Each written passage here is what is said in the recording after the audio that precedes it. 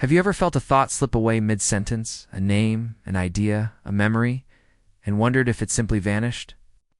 We imagine forgetting as a kind of death, but what if that isn't true?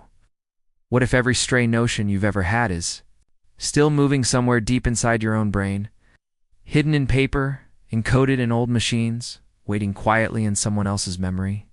This journey explores how fragile and yet how stubborn our inner worlds really are.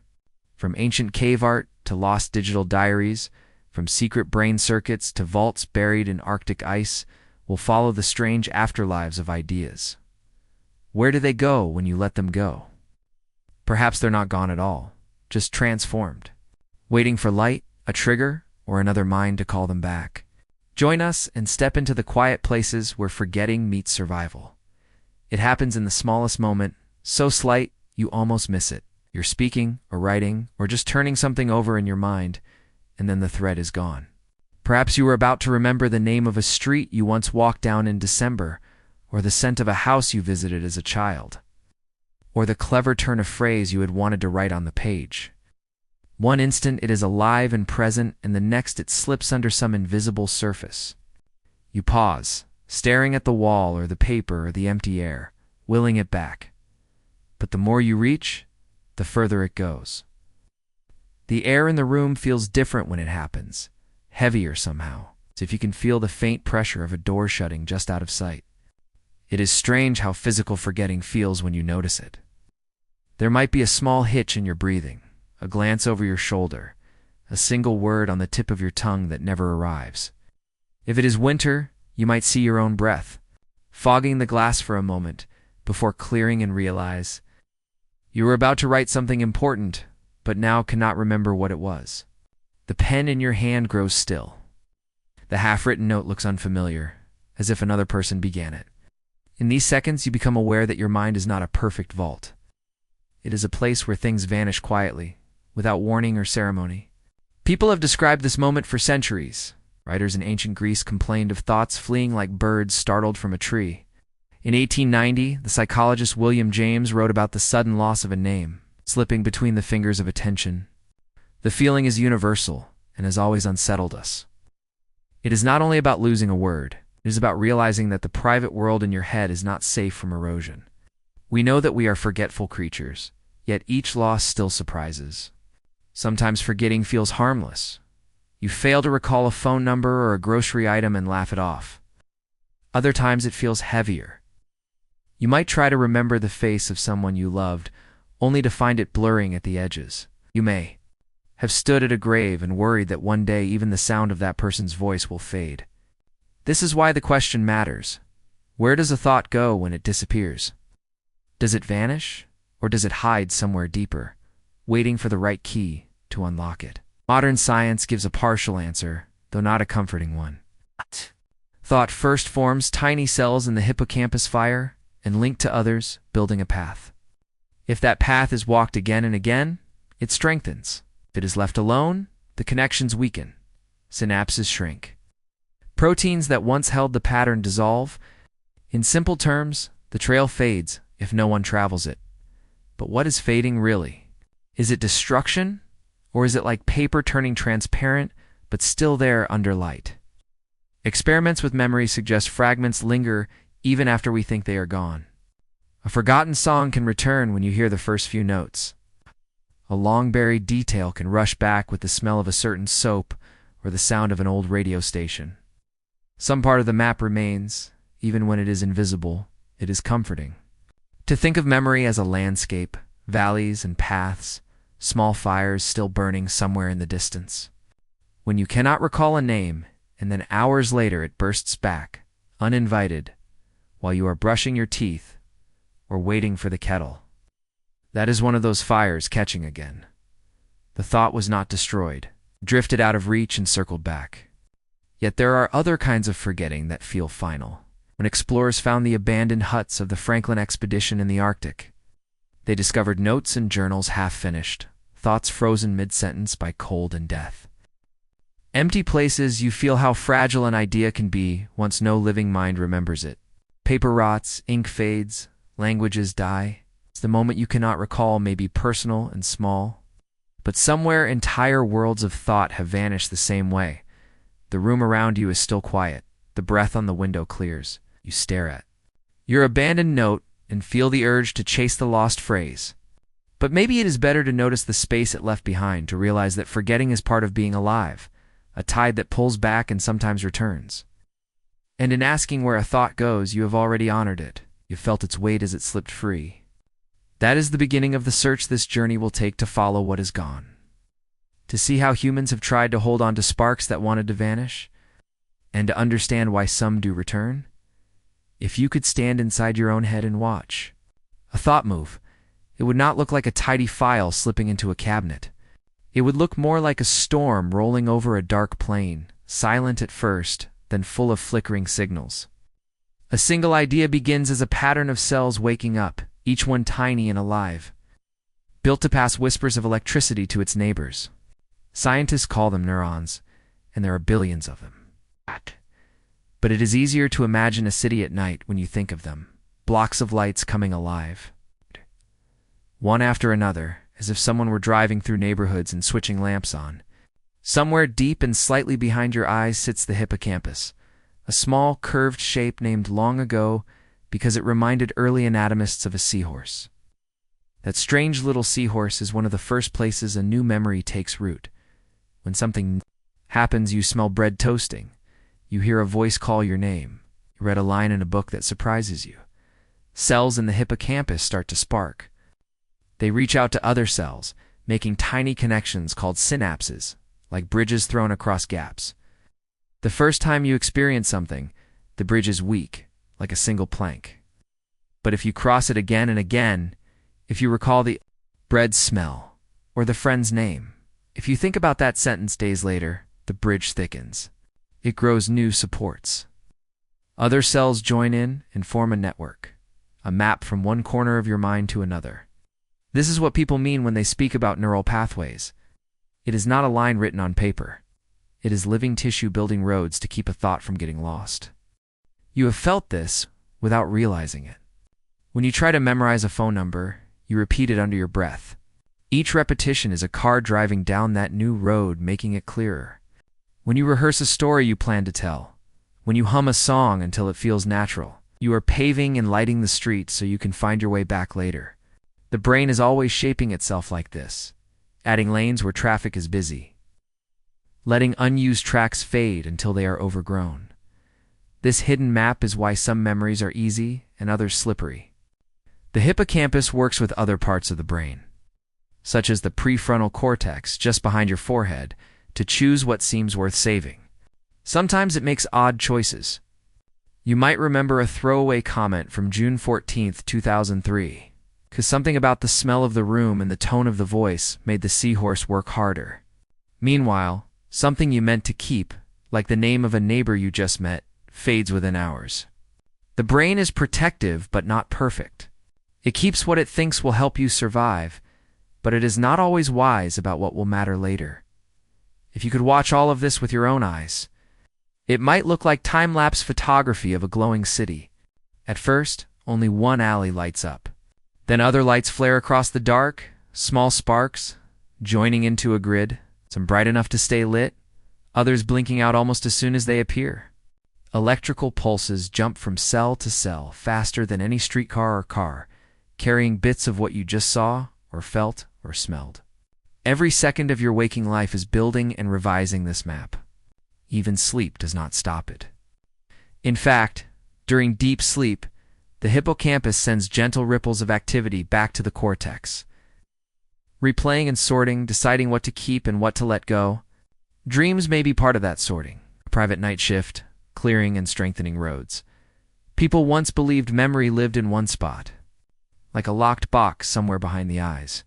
But decades of study have shown it is everywhere at once, woven through different layers of the brain. A single face, say. Your grandfather on a July afternoon in 1998 is not one item in a single drawer. His voice might be stored in one region, the smell of his pipe smoke in another, the feel of his hand on your shoulder somewhere else entirely. When you think of him, you are pulling pieces from far corners of your skull and stitching them together in an instant. Sometimes a seam slips, and that is why you can picture his hat but not his shoes, or hear his laugh but not his exact words.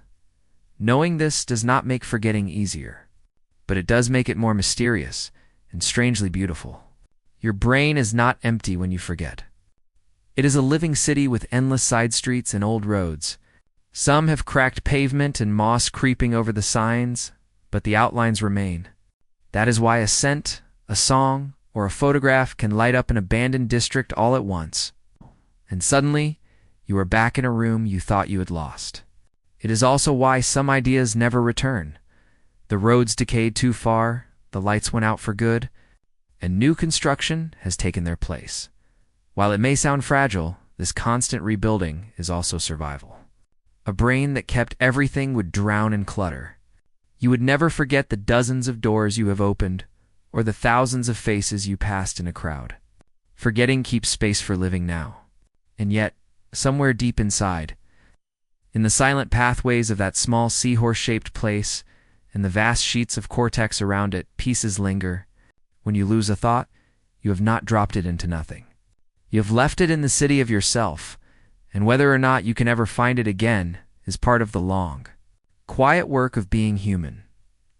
Long before words existed, before anyone could write a date or carve a name into stone, there were small fires in caves and the slow wonder of minds learning that an idea could be carried forward. Imagine one of those nights tens of thousands of years ago. Outside the world was cold, the kind of cold that pressed through furs and seeped into the bones. But inside a limestone cavern somewhere in what is now southern France or northern Spain, flames from animal fat lamps cast unsteady light against a wall. In that light, shapes took form. Red ochre handprints, stags leaping, bison turning their heads. Dots and dashes whose meaning is still debated. A hunter, or maybe a child, pressed a palm dipped in pigment to the stone and left behind more than a mark.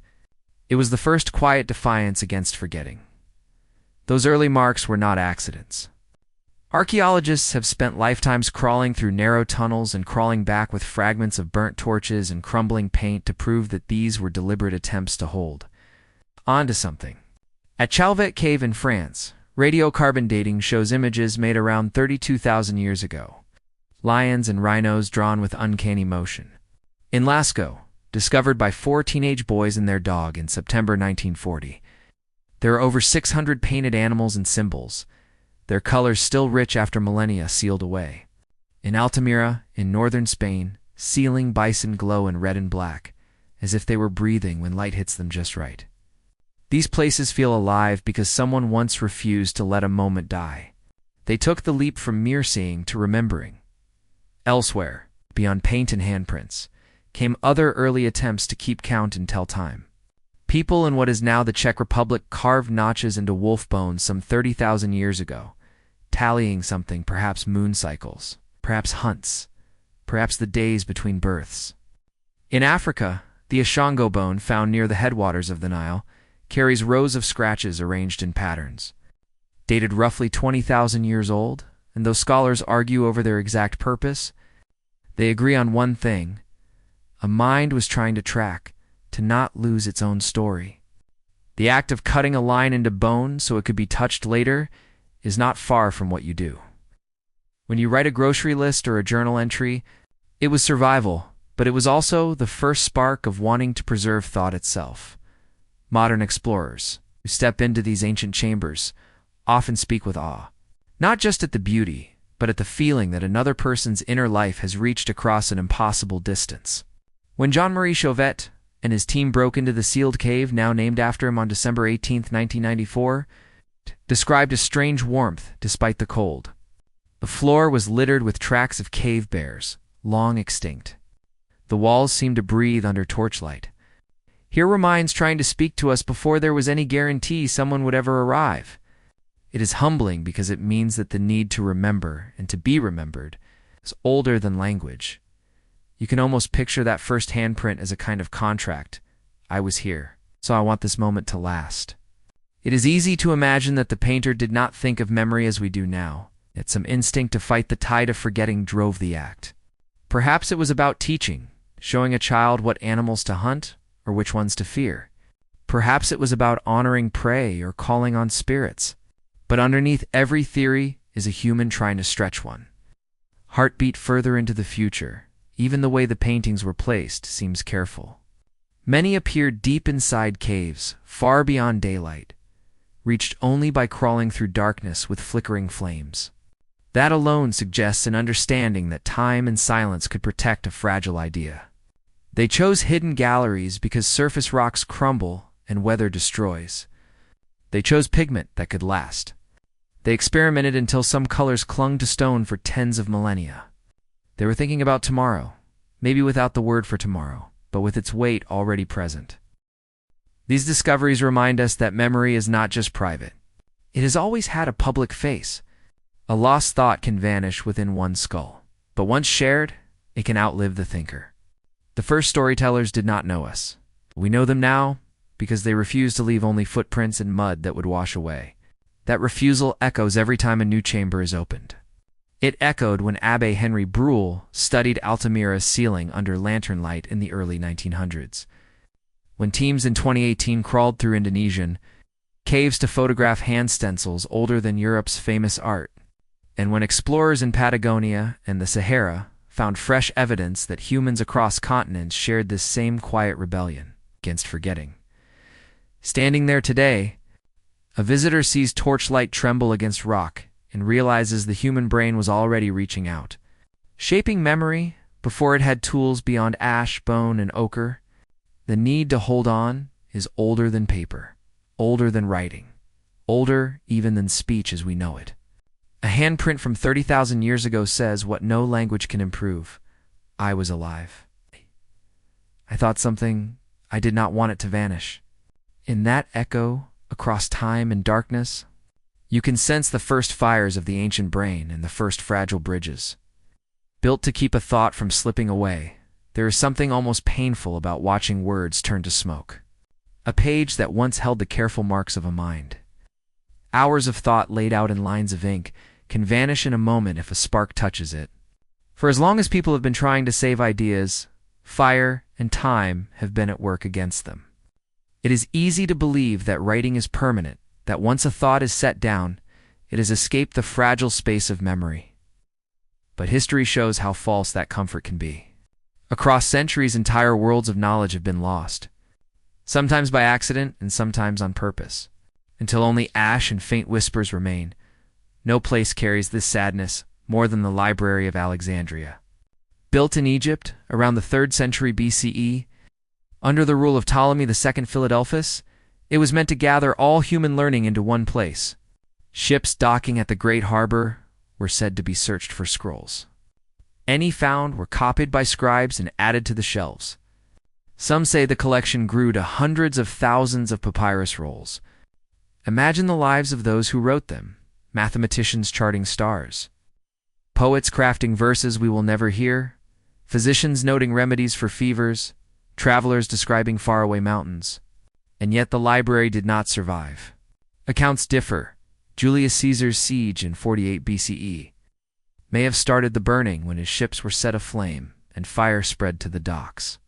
Later Roman and Christian upheavals may have finished the work. The exact sequence is lost, but the outcome is clear. Almost nothing from that treasure remains. The thoughts that once filled entire rooms became a fine gray powder carried off on Mediterranean winds. Alexandria is only the most famous.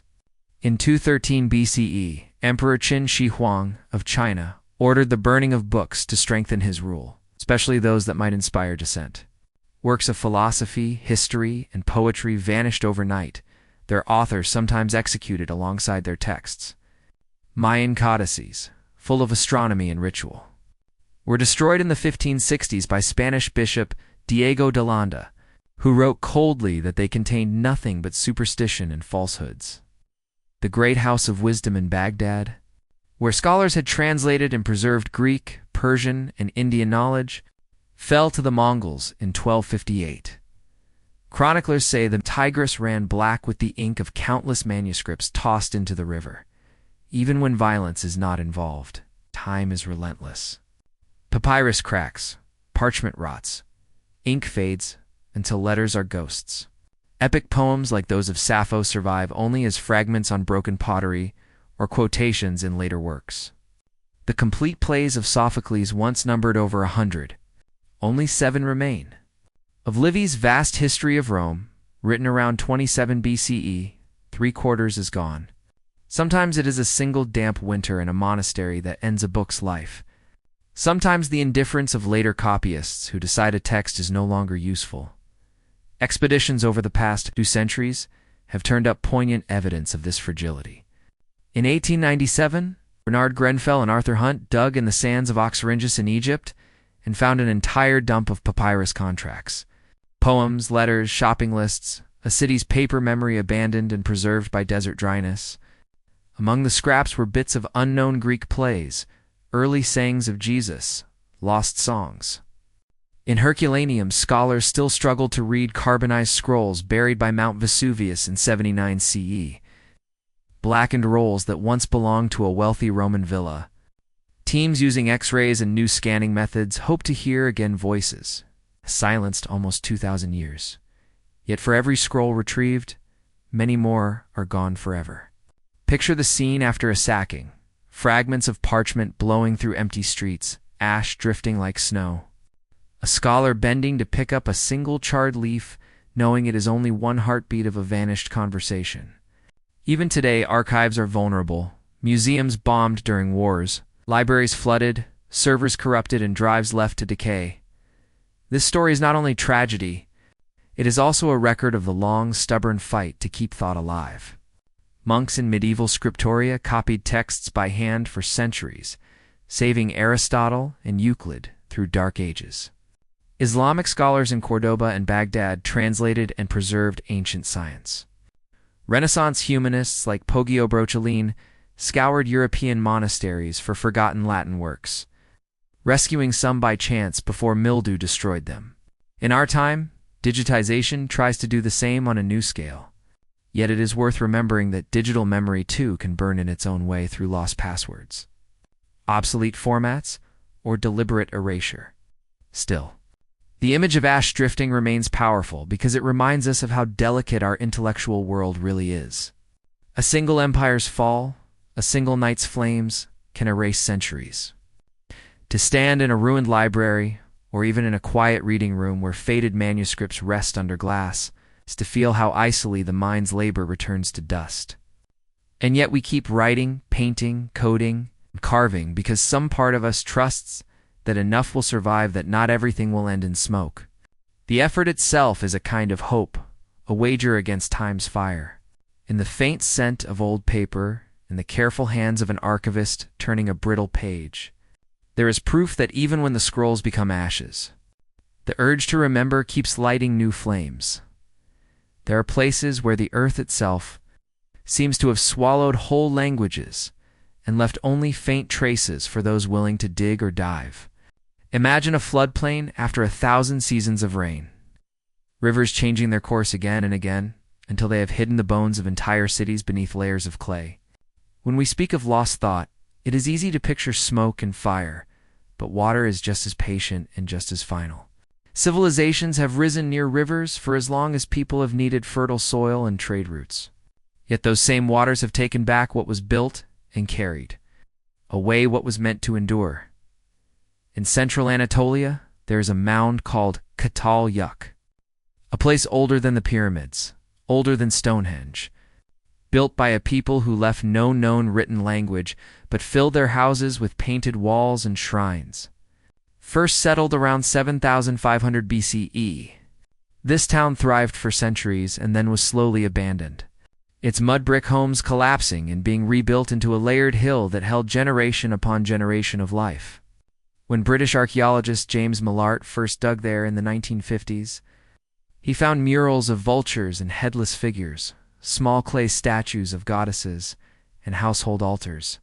Each discovery was a silent memory of domestic life and belief systems no one could read. Rain and shifting soil had buried everything, so well that only the shape of the mound betrayed that a city had once pulsed with thought and story. Here the forgetting was slow and gentle, but it was still forgetting. entire ways of seeing the world sealed under mud. Further east, the Tigris and Euphrates once fed the libraries of Mesopotamia. Clay tablets baked by the sun seemed durable enough to outlast time, yet thousands sank into riverbeds when canals overflowed or cities fell to siege and fire.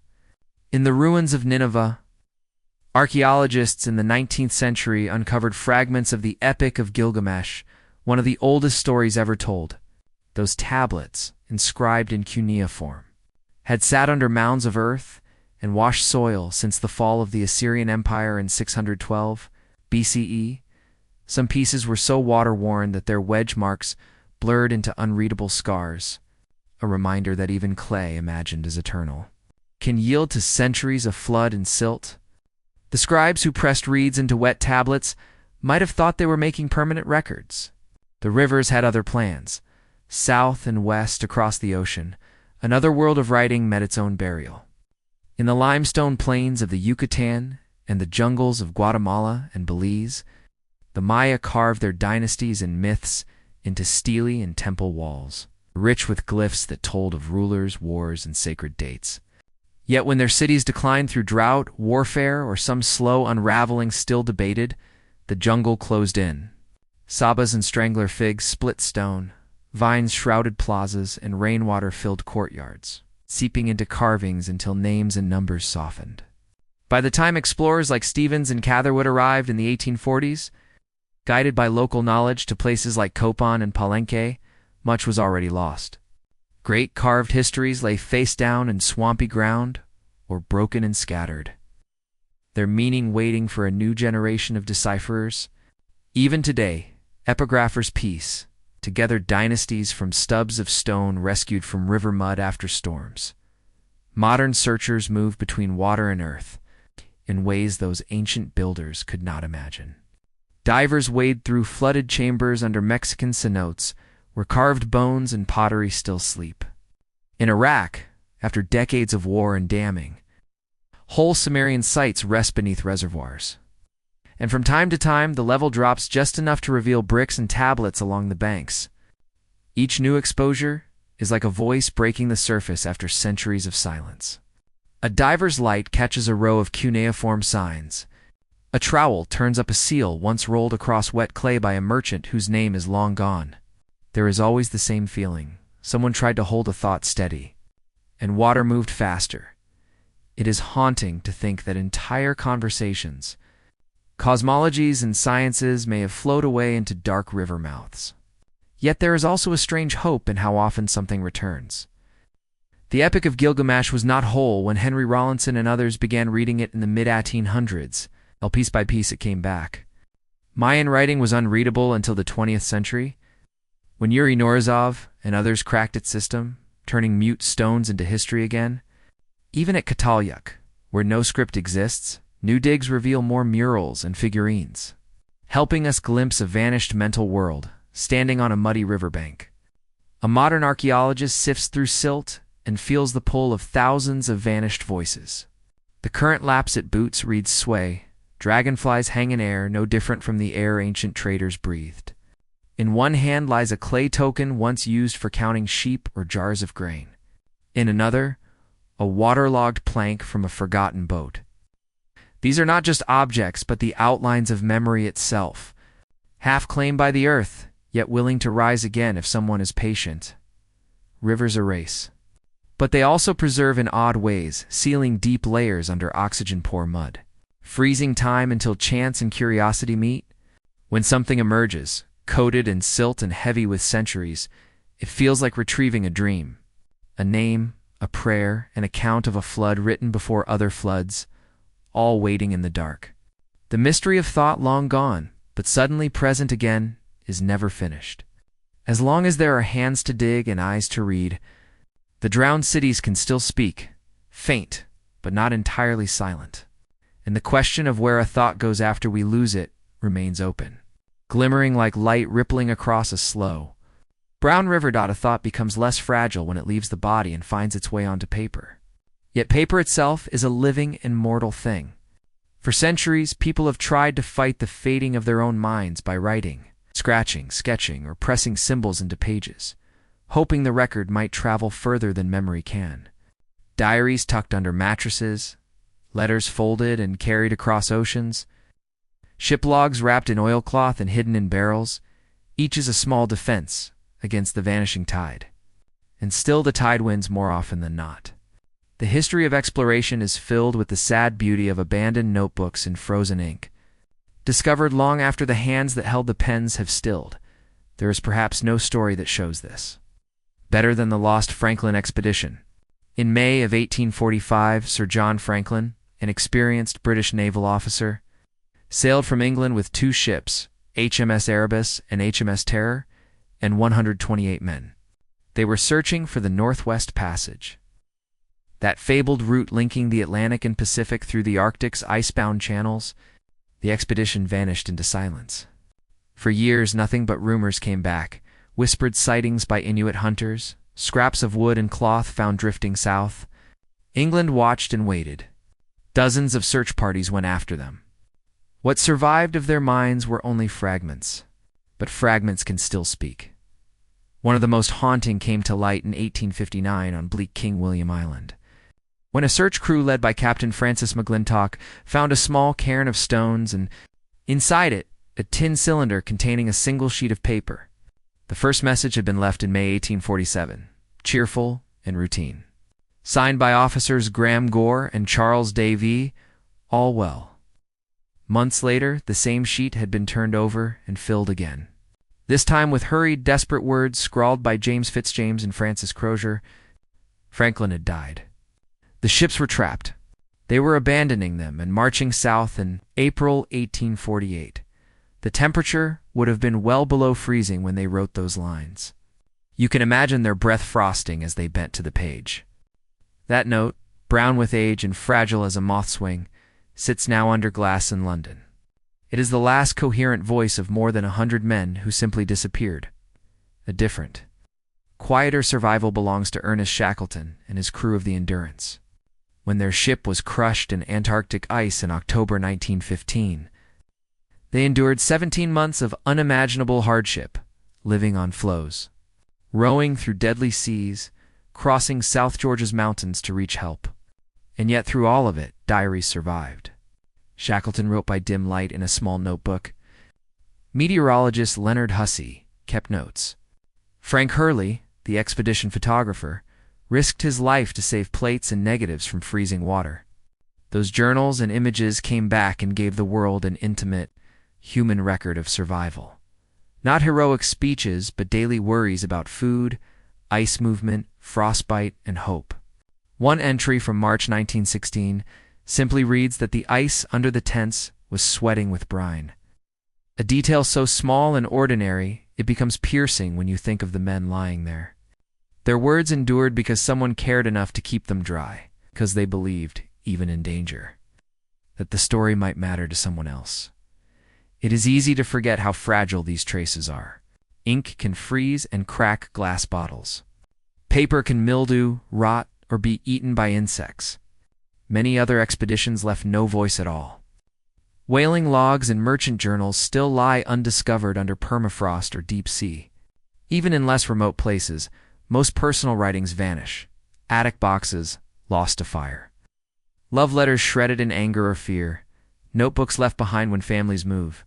Yet occasionally, the world hands one back. In 2013, a researcher sifting through a Canadian DNRCOs found a pocket diary belonging to Petty Officer Harry Pegler, another of Franklin's men, filled with faint pencil and random jottings. A whisper from the edge of death across 168 years. To see such objects is to feel time collapse. In a museum case, a small book might rest open, the ink browned but legible. You picture the hand moving across the page, the ship groaning in ice, the lantern smoke curling upward. You sense the effort. This happened. I am alive. I want it known. Those men could not know if anyone would ever read their lines, but they wrote anyway because writing is a kind of rescue. It saves not just facts but tone, the weariness or hope in a man's choice of words, the rhythm of his thoughts. Diaries and letters hold what no official report can. There is something almost unbearably human in this persistence. A person writes for themselves at first, to keep track of dates or food or private longing. But by the end, they are writing for an unknown reader. Sometimes that reader does come much later, breaking open a cairn or opening a sealed chest, feeling the cold breath of another century. When explorers and archivists spread fragile pages under glass, they are helping a mind travel forward, helping a thought survive its own forgetting. And yet each page reminds us how close it all came to silence. The paper trail of the mind is narrow and easily lost. It depends on luck, weather, and strangers who decide to care. Even digital journals face new kinds of erasure.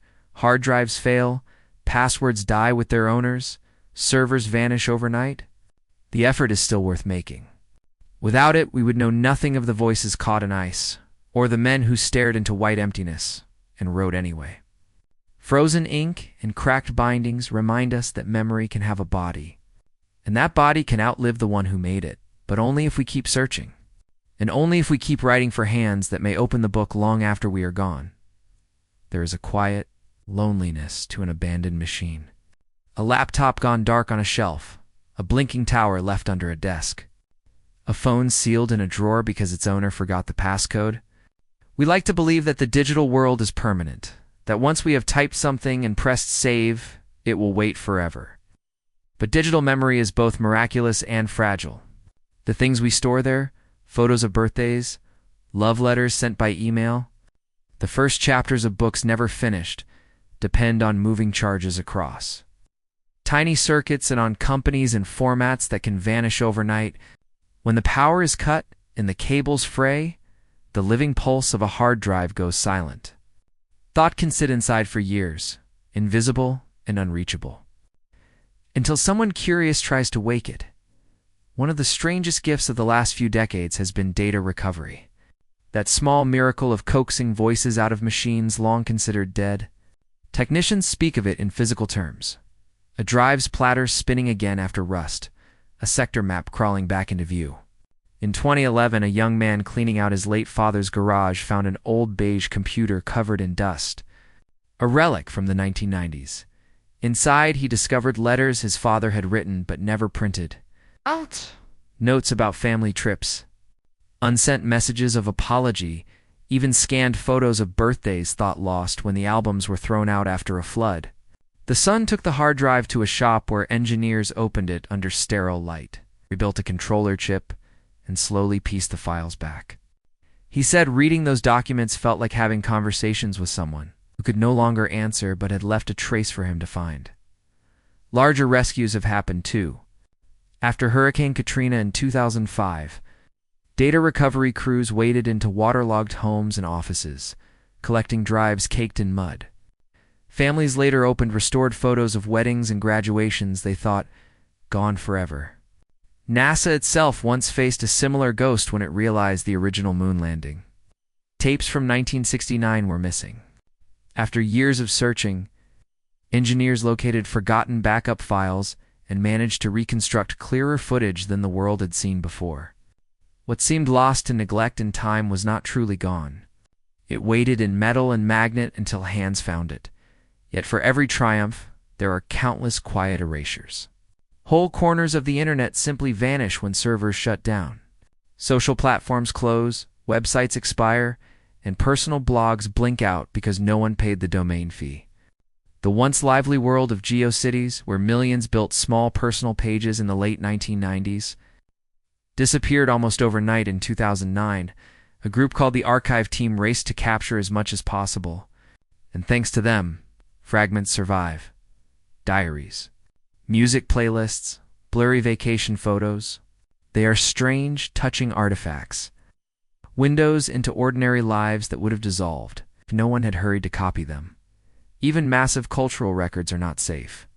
In 2017, MySpace admitted it had lost 12 years of uploaded music due to a server migration. About 50 million songs by 14 million artists, gone with a failed backup. Old emails often meet the same end.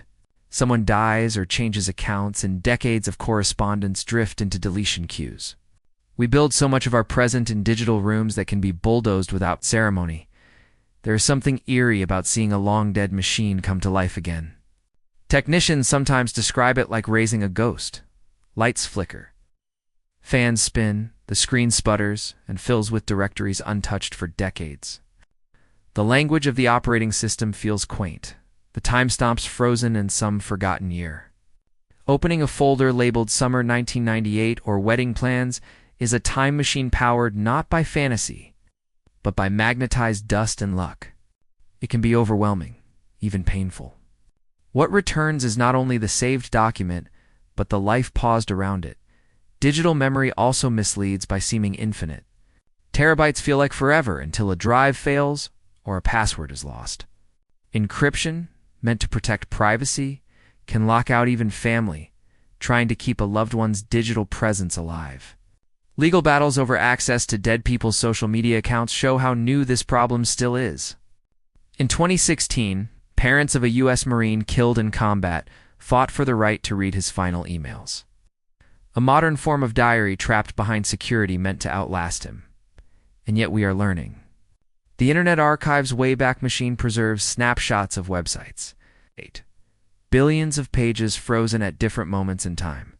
Digital archaeologists now scrape and store entire cultural spaces before they blink out. Families back up phones to cloud accounts and hand down logins like keys to attics. Museums collect floppy disks and game cartridges, worried that future historians will know less about our time than we know about ancient Egypt. If you have ever plugged in an old computer and waited as its hard drive groaned awake, you know the strange feeling of past thoughts waiting. Photos slide across the screen, text files with forgotten titles open one by one, and you are reminded that the mind's reach extends into metal and silicon as easily as ink and parchment. But you also see how icily it can all fade. A coffee spill, a fire, failed login can erase years of someone's interior life. Dead computers flickering back to life are a modern echo of scrolls pulled from ash or diaries thawed from ice. They show that even when we think we have lost a piece of ourselves, it may still lie dormant somewhere, waiting for light and a steady hand. But they also warn that the machines we trust are as mortal as we are. A thought saved in bits is still a thought at risk, whispering from inside a box that may or may not open when someone tries. Years later, to remember war has always done more than take lives and topple walls. It severs the long, fragile threads of memory and scatters them so completely that whole communities can vanish, not only from the map but from the human story. You can feel it when you walk through the ruins of a shelled library. The air still sharp with smoke and lime, ash drifting across cracked marble floors. Once there were readers and voices and arguments. Now there is only the soft crumble of burnt paper that turns to powder at the touch. The destruction is not just physical. It is the deliberate removal of names, ideas, and hopes, and it leaves silence that can last for generations. In Berlin, on the night of May 10, 1933, students and Nazi officials gathered in open plats and fed thousands of books to bonfires. They sang and cheered while volumes by Einstein, Freud, remarked Mann, and countless others twisted and blackened in the flames. The event was part of a coordinated purge called Kachenwiederden, Undekeuschengeist. Kachen against the un-German spirit meant to wipe away what the regime labeled dangerous thought. It was not simply censorship. It was the intentional attempt to uproot a culture's memory of itself. Many authors fled or were killed. Some would be remembered because a few copies survived abroad. Others sank into obscurity because the chain of preservation was broken at once. Those fires became a symbol of what happens when forgetting is forced by power. The pattern repeated across occupied Europe. In Poland, the Great Library of the University of Warsaw was looted and destroyed. Rare medieval manuscripts burned or taken to Germany never to return. The Yiddish culture of Eastern Europe, with its rich tradition of printing and scholarship, was nearly annihilated with its people. Whole presses and archives disappeared into pits and furnaces. A living, breathing intellectual world was reduced to scattered survivors who would spend lifetimes trying to remember what had been lost, even in less visible corners. War pushed knowledge underground. During the Second World War, as London faced nightly bombing, museum curators and scholars scrambled to hide treasures of thought. The British Library moved manuscripts to secure countryside locations. The National Gallery sent its paintings to a Welsh slate mine. Code-breaking at Bletchley Park produced mountains of records, intercepted Enigma messages, painstaking decryption work, but when the war ended, much of it was classified or destroyed to protect secrets. The same happened in the United States with cryptography research, nuclear data, and intelligence gathered in occupied Germany. Technicians and mathematicians who had solved vital wartime problems went home unable to share what they had done. Their papers stayed locked in bunkers, tagged and boxed in dim corridors where humidity and time quietly threatened them. Some of those archives have been released decades later, letting us glimpse forgotten brilliance. But many are still sealed or have been shredded. The Cold War extended this silence in subtler ways. Competing superpowers hoarded not just weapons data, but cultural and scientific advances. Whole branches of Soviet research, from rocketry to genetics, were hidden or suppressed, depending on political winds. In the United States, secret patents and classified satellites kept entire technological leaps out of public view for years, meaning lives of work and streams of thought existed but were never shared widely enough to take root. When secrecy lifts, often long after the scientists themselves are gone, the knowledge arrives stripped of its original voices. The names of those who built it fade while the ideas, if they survive, appear without their true authors. And then there are the archives physically, destroyed by the chaos of war rather than deliberate policy. In April 1992, as the siege of Sarajevo began, the National Library of Bosnia and Herzegovina was shelled and burned. Nearly 2 million books, rare Ottoman manuscripts, centuries of Balkan history, turned to smoke that floated over the Miljaska River. Survivors spoke of pages falling from the sky like dark snow. In Baghdad in 2003, the National Library and the Iraq National Museum were looted and set aflame, erasing ancient records of Mesopotamia and modern government archives alike. The loss was not just local. It was global memory dissolving overnight, walking through a war-ravaged. Archive today can feel like moving through a graveyard. There are rows of metal shelves twisted by heat, boxes with burned corners, file tags half legible, names, dates, whole lifetimes reduced to shadows. Sometimes curators and volunteers dig through the ruins to salvage whatever they can: a single charred ledger, a half-melted reel of film, a scorched but readable letter. Each piece recovered is a small act of defiance against oblivion. Yet even as war tears holes in the fabric of remembering, there are those who work to mend it. Secret paper brigades in Vilnius during the Nazi occupation smuggled and hid Jewish books and art. Monuments. Men risked their lives to find and return stolen masterpieces and archives after 1945. Digital. Preservationists today race to copy. Threatened records from Syria and Ukraine before. Bombardment can erase them. In vaults deep in mountain rock, from Norway's Arctic World Archive to secret Cold War bunkers repurposed for data, people are trying to build shelters for human thought against the next disaster. Still, the image that lingers is not the triumph, but the fragility. Smoldering paper. Dim corridors lined with sealed boxes whose contents may never be known. Names that once lived in letters and research and poems, but now survive, if at all, only in fragments or footnotes. War is a special kind of forgetting, because it is sudden and often intentional. It shows how easily the record of a life of a people's wisdom can be broken in one night's violence. And yet, each time we find even a single rescued page, we are reminded that the urge to remember fights on. Somewhere someone is copying, hiding, saving, determined that not every name will be erased. There is a quiet, almost secret cruelty in the way the brain can protect itself. Most of the time, it works in your favor, shielding you from pain that would overwhelm, giving you the strength to continue when grief or shock might otherwise stop you. But the same shield can turn inward, shutting away not just terror, but whole stretches of life, locking them behind doors you cannot find again. People call it amnesia, yet that word sounds cleaner than the reality. In truth, it is more like waking up in an empty house that you know should be full of photographs and voices, but where the walls are bare, and every door leads to another silent room. 1.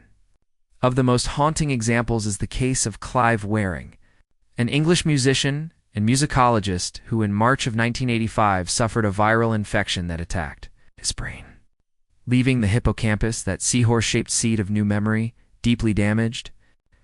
Before the illness, Clive conducted choirs, played harpsichord, loved his wife Deborah with a life full of ordinary details. Afterward, his world collapsed into moments only a few seconds long. He kept a diary to anchor himself, but had to cross out line after line. I am awake. I am alive. Written dozens of times, each entry forgotten as soon as the ink dried. He still knew how to play piano, a different, procedural kind of memory tucked in safer brain circuits, but he could not recall breakfast or what year it was. His case has been studied for decades because it shows how a human can retain skills and personality, yet lose the thread of lived time, becoming forever present and forever adrift. Not all forgetting is caused by disease. Trauma can do something similar, though it often acts with more selectivity. Soldiers returning from battle sometimes find entire scenes missing. In World War I, they called it shell shock. In later wars, it became combat stress or post-traumatic stress disorder. But under the names is the same phenomenon, a mind overwhelmed by terror forcing itself to turn away. A young infantryman might remember marching into a village in 1944 and then nothing until he is back at base. Decades later, that hole may still remain, or it might open suddenly when a sound or smell cuts past the barrier. Veterans describe it as both a blessing and a curse.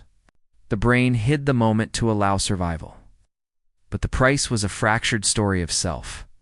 There are quieter domestic examples too. Survivors of car accidents sometimes lose the day before and after impact. Not because the brain was physically injured, but because it chose not to record under extreme stress. Children who endure abuse may grow up with pockets of time missing, whole summers replaced by fog. These gaps are not laziness or weakness. They are protective reflexes, like a fuse blowing before a circuit burns. Neuroscience can trace pieces of what happens. Under trauma, stress hormones surge, and the hippocampus, which normally tags events for long-term storage, can shut down or fragment its recordings. The amygdala, seat of fear, becomes hyperactive, preserving the emotional shock, but without narrative detail. The result is memories that feel like broken film reels, powerful flashes of fear or sound, but no clear sequence. Some people later recover pieces through therapy or chance triggers. Others never do, and the blank stays. Seeing this up close can be disorienting. Families watch loved ones return from hospital or war and find them present but altered. Old photographs brought out to comfort may instead bring pain or confusion. A father may know his child's name, yet not remember teaching him to ride a bike.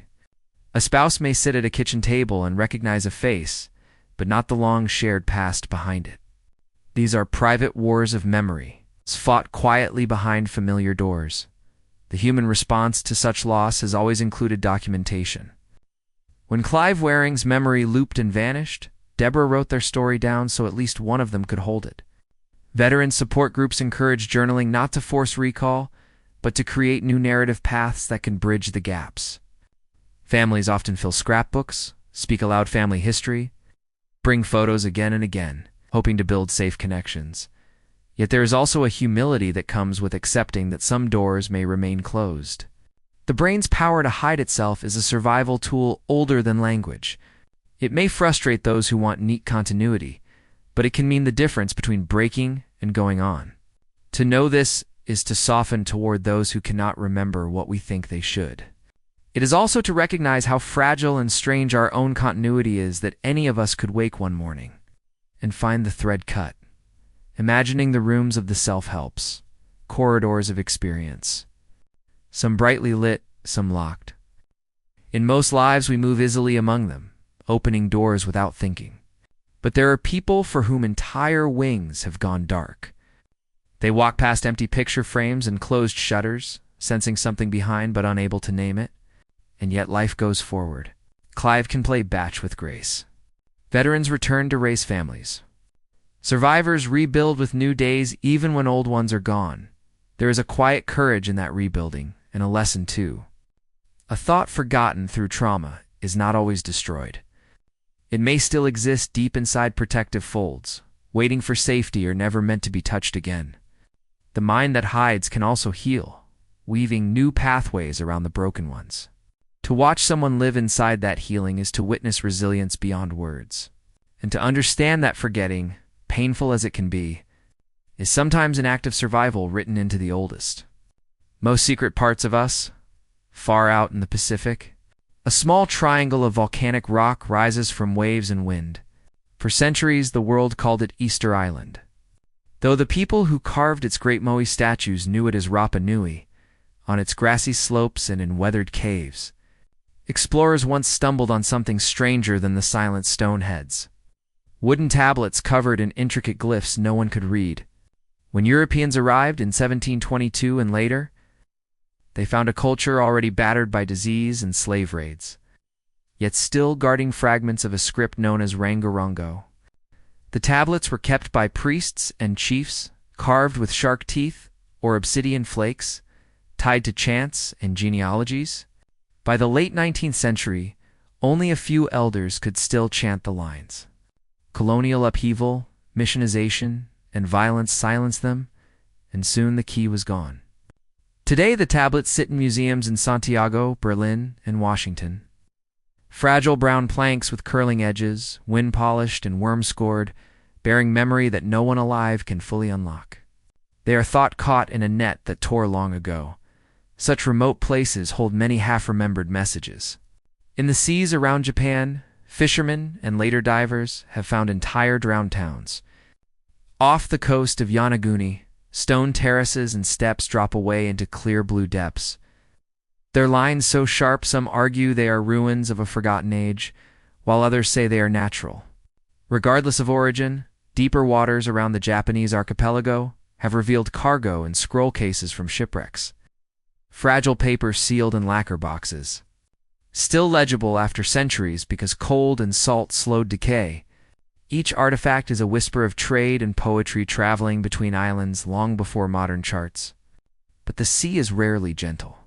Countless other archives of fishing villages and merchant houses lie broken on the seabed, scattered by storms and buried in sand. Unreachable except when an anchor snags something or a rare dive lights up a tangle of timbers. Deserts preserve in a different way, with dryness so absolute that even faint scratches outlast empires. Across the American Southwest, petroglyphs chipped into sandstone show spirals, animals and maps left by ancestral pueblones and earlier wanderers.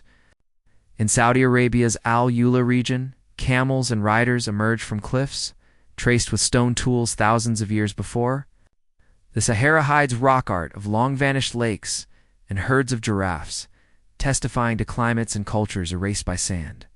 In Chile's Atacama Desert, among the driest places on Earth, geoglyphs stretch across barren slopes, llamas, caravans, abstract signs, marking routes between oases. There is no ink to fade, no wood to rot, only stone and the endless drying wind.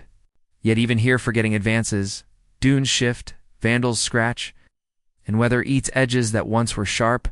Often these discoveries arrive by accident. A shepherd stumbles on carved figures while tending goats. Divers seeking fish find an ancient anchor with strange markings.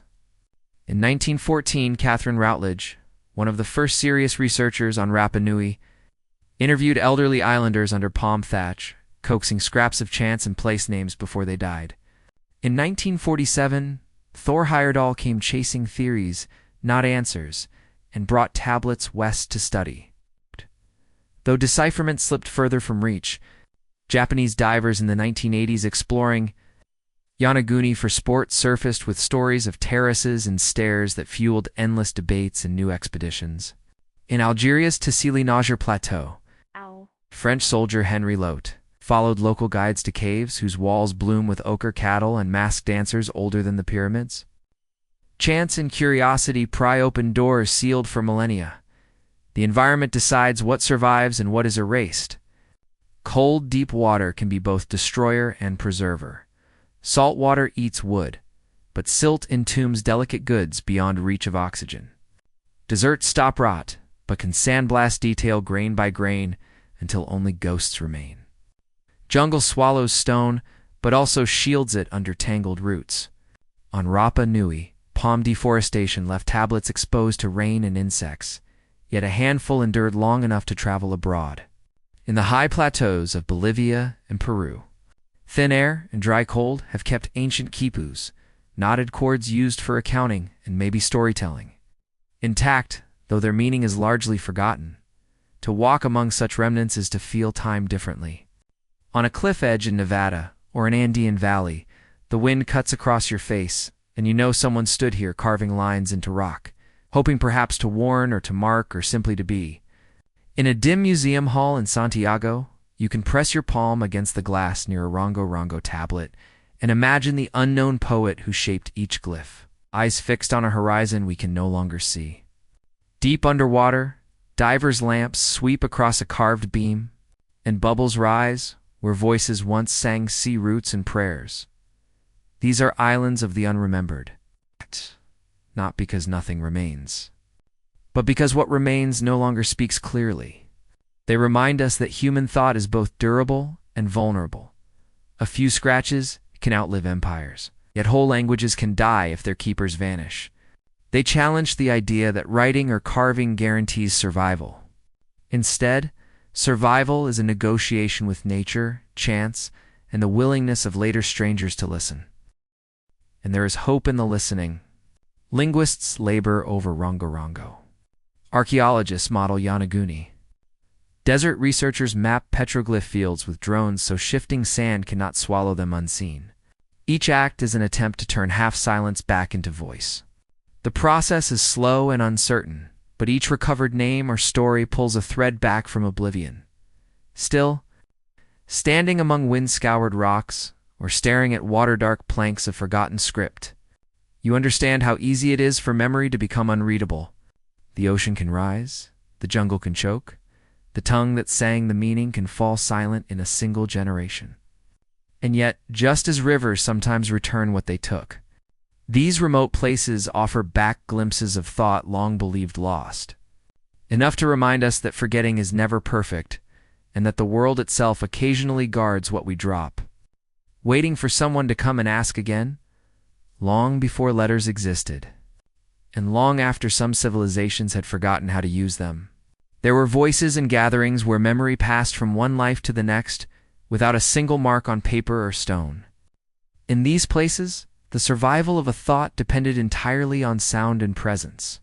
If you imagine a fire at night in an open clearing or on a red plain under endless stars, you can sense how a story might last because people return to it again and again, letting its words move through breath and body. The earth itself seemed to hold the rhythm. In Australia, Aboriginal nations have sung their world into continuity for tens of thousands of years, mapping rivers, hills, and waterholes with melodies that travel across entire continents. These songlines, as they are now often called, are not simple tunes but whole roots of existence, describing where to find food and water, how to navigate deserts, and which events shaped the land. A person walking such a line sings the country alive and keeps both geography and ancestry present. The songs are layered with law and belonging. They are an archive of deep time held in living flesh. To a visitor hearing them for the first time, the verses might sound repetitive or simple, but their repetition is deliberate and exact. Each phrase is a coordinate, each note a boundary or permission. An elder teaching a younger singer is not just telling a tale but handing over the keys to a landscape and a past measured in millennia. Because the songs must remain correct, memory is trained through ceremony and listening so sharp it borders on discipline. When one singer dies, another steps forward already filled with the path. Yet colonization and disruption have broken many of these chains. Where an entire people is displaced, where languages are banned or children taken, a songline can go silent. Once the last true singer is gone, the road becomes a ghost trail. Still there in the land, but without its voice. Far to the west, across oceans and centuries.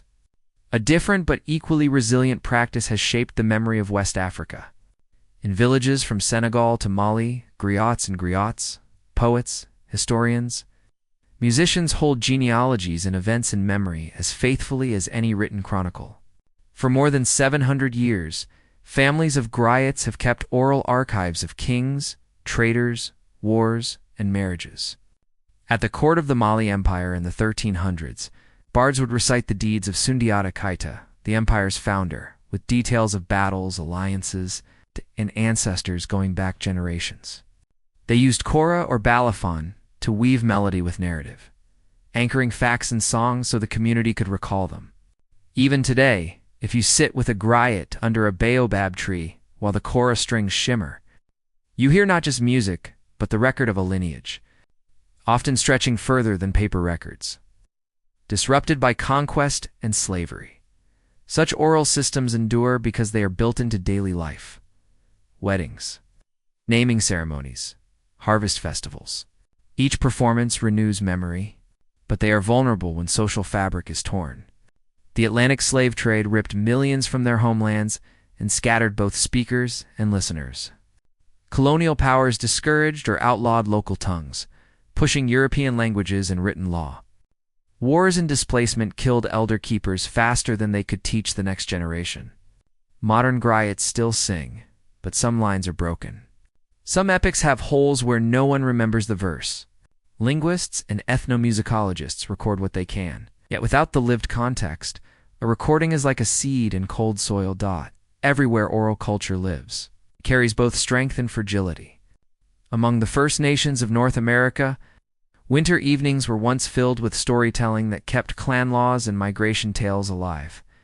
Among Polynesian navigators, chants held star maps of the Pacific.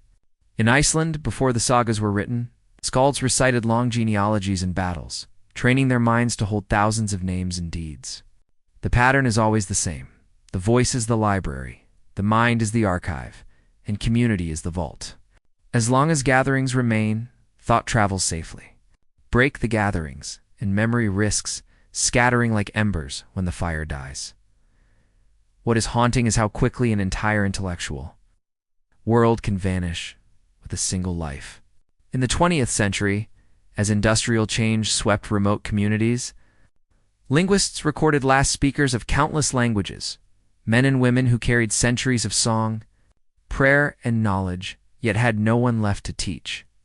When they died, whole systems of orientation, medicine, and myth died with them. You can watch old footage of an Aboriginal elder singing a track to a place where no other living person knew the path. You can hear recordings of West African bards whose art now has no audience prepared to answer back. The silence that follows is not just the loss of words, but the loss of a way to know the world. And yet, even here, survival sometimes takes unexpected routes. Younger Aboriginal Australians, with elders' blessing, have begun recording and teaching songlines again, blending tradition with careful use of modern tools. West African griots train apprentices who pair the kora with microphones and digital archives, carrying centuries forward through new mediums. There is risk, of course. Memory outside its living performance can grow thin. But there is also hope that voices can stretch across time if we make space for them. Picture. Finally, a fire under clear night sky, faces lit by flames, children leaning in. The hum of insects and the low pulse of a drum or the wind through dry grass. A story told there does not need ink. It travels mouth to ear to mouth, across years that could swallow it but do not because enough people keep singing. In that circle is a lesson. Remembering is not always about libraries or machines. Sometimes it is about breathing a name tonight so someone can breathe it tomorrow.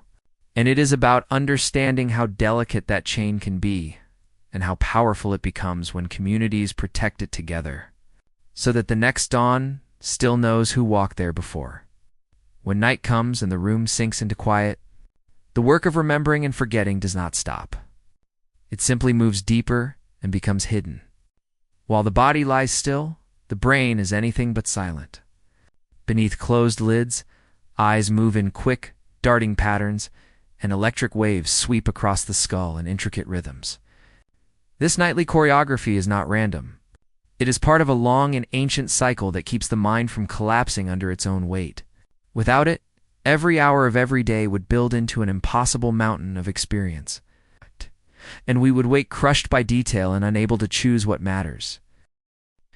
Dreaming is the most visible trace of this hidden labor. We know now that during rapid eye movement, or REM sleep, the hippocampus, the same seahorse-shaped place that gathers new memories, while we are awake, begins to play back the day's events.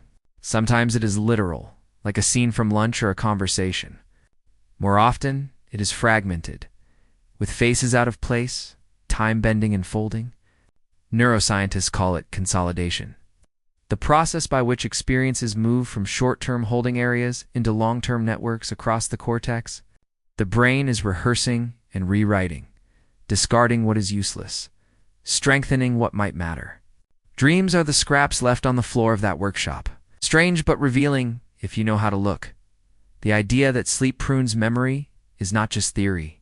In the 1990s, scientists at the University of Parma and later at Harvard studied rats running mazes, monitoring the firing of their neurons. During the day, as the rats explored, certain cells lit up in specific patterns to mark turns and choices. At night, while the rats slept, those same cells fired again in the same order, but faster, like a sped-up replay. Some paths repeated and grew stronger. Others faded and stopped. Something similar happens in humans. In 2007, German researchers showed volunteers made up word pairs, let them sleep, and found that the ones whose brainwaves showed strong sleep spindles, brief bursts of activity remembered far more in the morning. Sleep is a gardener with pruning shears and a watering can, cutting dead ends and deepening roots. This pruning is essential because the waking brain collects noise relentlessly. Imagine how many sights, sounds, and stray thoughts drift through an ordinary Tuesday, the color of a passing truck, a half-heard conversation on the train, the smell of wet pavement. Keeping everything would be unbearable. Instead, sleep decides what belongs in the permanent archive. Some of what it discards are things we think we want. The perfect comeback we forgot to say, a small detail of a dream house plan, a fleeting idea for a drawing. But without this forgetting, we would drown. There is a mercy in it, though it often feels like loss. Dreams themselves seem to participate in this triage. People who study trauma note that REM sleep tries to file painful memories safely. When someone is severely stressed, their sleep can fracture. Nightmares repeat scenes without softening them, and the usual processing stalls. That is why therapies for post-traumatic stress often aim to restore healthy REM cycles, so the brain can begin its quiet sorting again. Without it, wounds stay raw and unintegrated. The landscapes of dreaming often look absurd because the brain is testing associations. A hallway from childhood can open into a present-day office. A long-dead friend may speak with your own voice. These mashups reflect neural links forming or breaking. Sometimes they bring back forgotten pieces. A smell in a dream can trigger a lost event upon waking. Or a half-remembered song may surface because it played faintly in last night's neural rehearsal. People have woken with the answer to a problem or the missing word on the tip of their tongue thanks to these unseen connections. Mary Shelley's Frankenstein was sparked by a vivid dream. So were scientific breakthroughs, like August Kekul's vision of a snake biting its tail, which helped him imagine the ring shape of benzene. Yet sleep is not only creative, it is protective. In the first half of the night, deep slow-wave sleep washes the brain with cerebrospinal fluid, clearing waste proteins and letting synapses reset. This downscaling means the next day's learning can happen without overload. In the second half, REM takes over, stitching emotional experiences into the larger tapestry of life. If we did not forget, we could not adapt. If we could not adapt, we could not live well. The cost is those vanished sparks we sometimes mourn. There is a haunting image in thinking about what the night keeps and what it lets go. Under the flicker of REM, landscapes dissolve. A dinner table melts into a forest. A familiar face turns to mist. Thoughts die gently here, not in panic, but as part of a cycle older than language. Morning comes, and we wake lighter, trimmed of excess, able to move forward because something in us was willing to erase. But forgetting is not absolute. The brain leaves faint traces, as if penciling a margin note in case it wants to return. That is why a smell or a sound can bring back what seemed lost, and why people sometimes dream of long-ago rooms with uncanny accuracy. Sleep is kept a sketch even while clearing the painting. Watching someone sleep, a child breathing slow and even, eyes twitching under lids, is to watch a secret workshop at work. No outward sign shows the traffic of neurons sorting, linking, discarding, reinforcing. Yet in the morning, the child wakes and knows who they are, what matters to them, and how to begin another day. We rarely think of it as survival, but it is.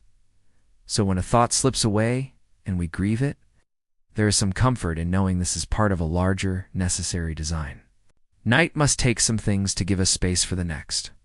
Dreams are whispers of that exchange, fragments of work done in the dark so that the waking mind can remain whole. In their flickering images and dissolving landscapes lies a quiet covenant to remember enough to live, and to let go enough to keep going. When people first began saving their lives to screens, there was a quiet belief that this new space was untouchable, that once a photograph, a letter, or a thought entered the digital world, it would remain there forever. In the early days of home internet, families filled hard drives with scanned birthday invitations, college essays, and first photographs from digital cameras. Small communities bloomed in message boards where strangers wrote diaries to each other under chosen names. But just as easily as memory once burned or washed away, digital memory proved mortal. Servers failed. Companies closed. Passwords were forgotten. Entire social worlds vanished overnight because a bill went unpaid or a format grew obsolete. Out of this fragility grew a new and strange effort to build what some have called the digital afterlife, a deliberate attempt to keep our thoughts alive even after we have moved on. Perhaps the most visible monument to this desire is the Internet Archive, founded in 1996 by Brewster Kahle, a man who looked at the new web and saw not permanence, but a flickering, vanishing frontier. He and his small team began crawling and copying, preserving websites so that future eyes could look back.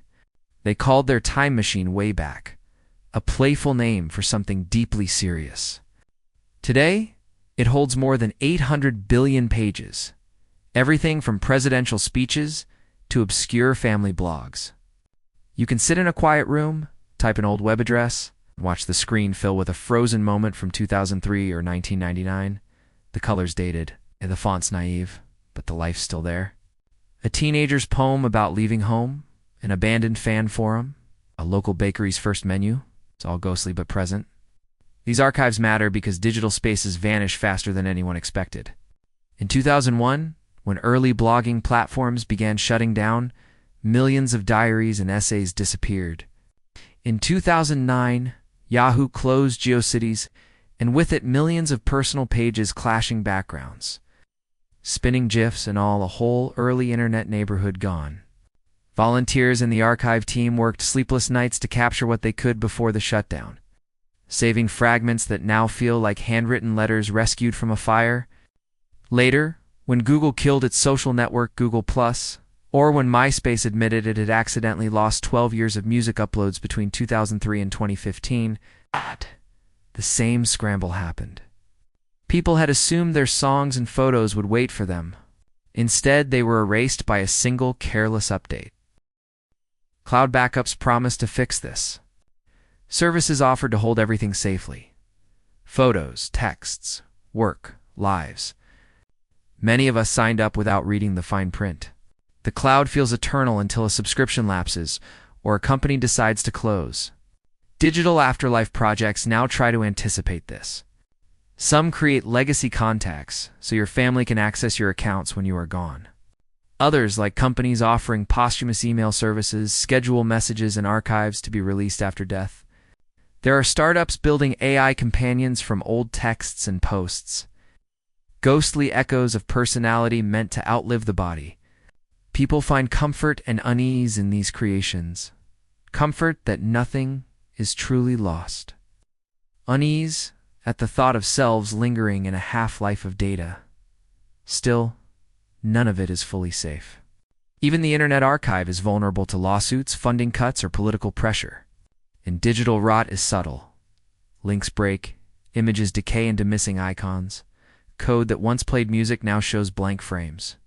A 2013 study found that after just 2 years, a quarter of links cited in Supreme Court opinions had gone dead. Scholarship itself drifts as the web forgets. Yet the impulse to fight forgetting with machines persists and grows. Families scan every letter, save voicemails to the cloud, and share albums across continents so multiple copies survive. Libraries digitize entire manuscript collections, uploading millions of pages so fire and flood cannot claim them alone. Communities displaced by war or disaster store cultural records online, hoping that if homes are lost, the knowledge will wait somewhere safe. In Ukraine, volunteers race to mirror websites and digital archives under threat from bombardment. In Syria, coders smuggle endangered records to secret servers. Visually, the digital afterlife has its own haunting beauty. A screen full of old HTML code scrolls like a faded manuscript. Ghostly screenshots appear, half-rendered. Banner ads from another era flashing for products long gone. There is something moving about clicking a dead link and being offered. A chance to travel back to a wedding page built in 1998 with grainy photos, to a forum post asking for advice before a surgery 15 years past. These moments feel intimate, almost intrusive, but also tender. Someone wrote those words once, believing maybe only a few would see, and yet here they are surviving because strangers cared enough to copy them. This strange new form of remembrance, still young. And it is uncertain what it means to live with so much past at our fingertips. Forgetting once felt inevitable. Now, the question is, what happens if we remember too much? Will our descendants scroll endlessly through our half-baked posts and private jokes? Or will digital abundance still face its own fires and floods? Just different ones: failed corporations, power cuts, data decay. For now, the digital afterlife is a fragile but real bridge. It lets us go back and find a childhood drawing uploaded to a forgotten blog, a parent's voice on an old answering machine file. A community that vanished but left echoes behind. It comforts those who have lost people suddenly, who search usernames and find fragments still answering, still visible. It gives historians a new kind of time travel, letting them study ordinary lives in unprecedented detail. At the same time, it reminds us to be humble. Machines are not memory itself. They are tools, and they break. A thought preserved in code can still vanish if no one tends it. Perhaps the lesson is the same as with scrolls, diaries, and carvings. What we keep alive depends on care, curiosity, and luck. Yet there is hope in knowing that somewhere, on a quiet server in San Francisco or Iceland or deep mountain vaults, billions of small human signals are waiting, alive in their own way, ready to flicker again when someone, maybe years from now, types an old address and presses enter. Inside every skull is a country no map can hold. Though scientists have tried for more than a century to draw its borders, in the last few decades their tools have grown powerful enough to let us watch, faintly, as a thought forms and then grows dim. They call the physical trace of an experience a memory engram, a term first suggested in the early 20th century by German biologist Richard Semeny, and later refined by modern neuroscience.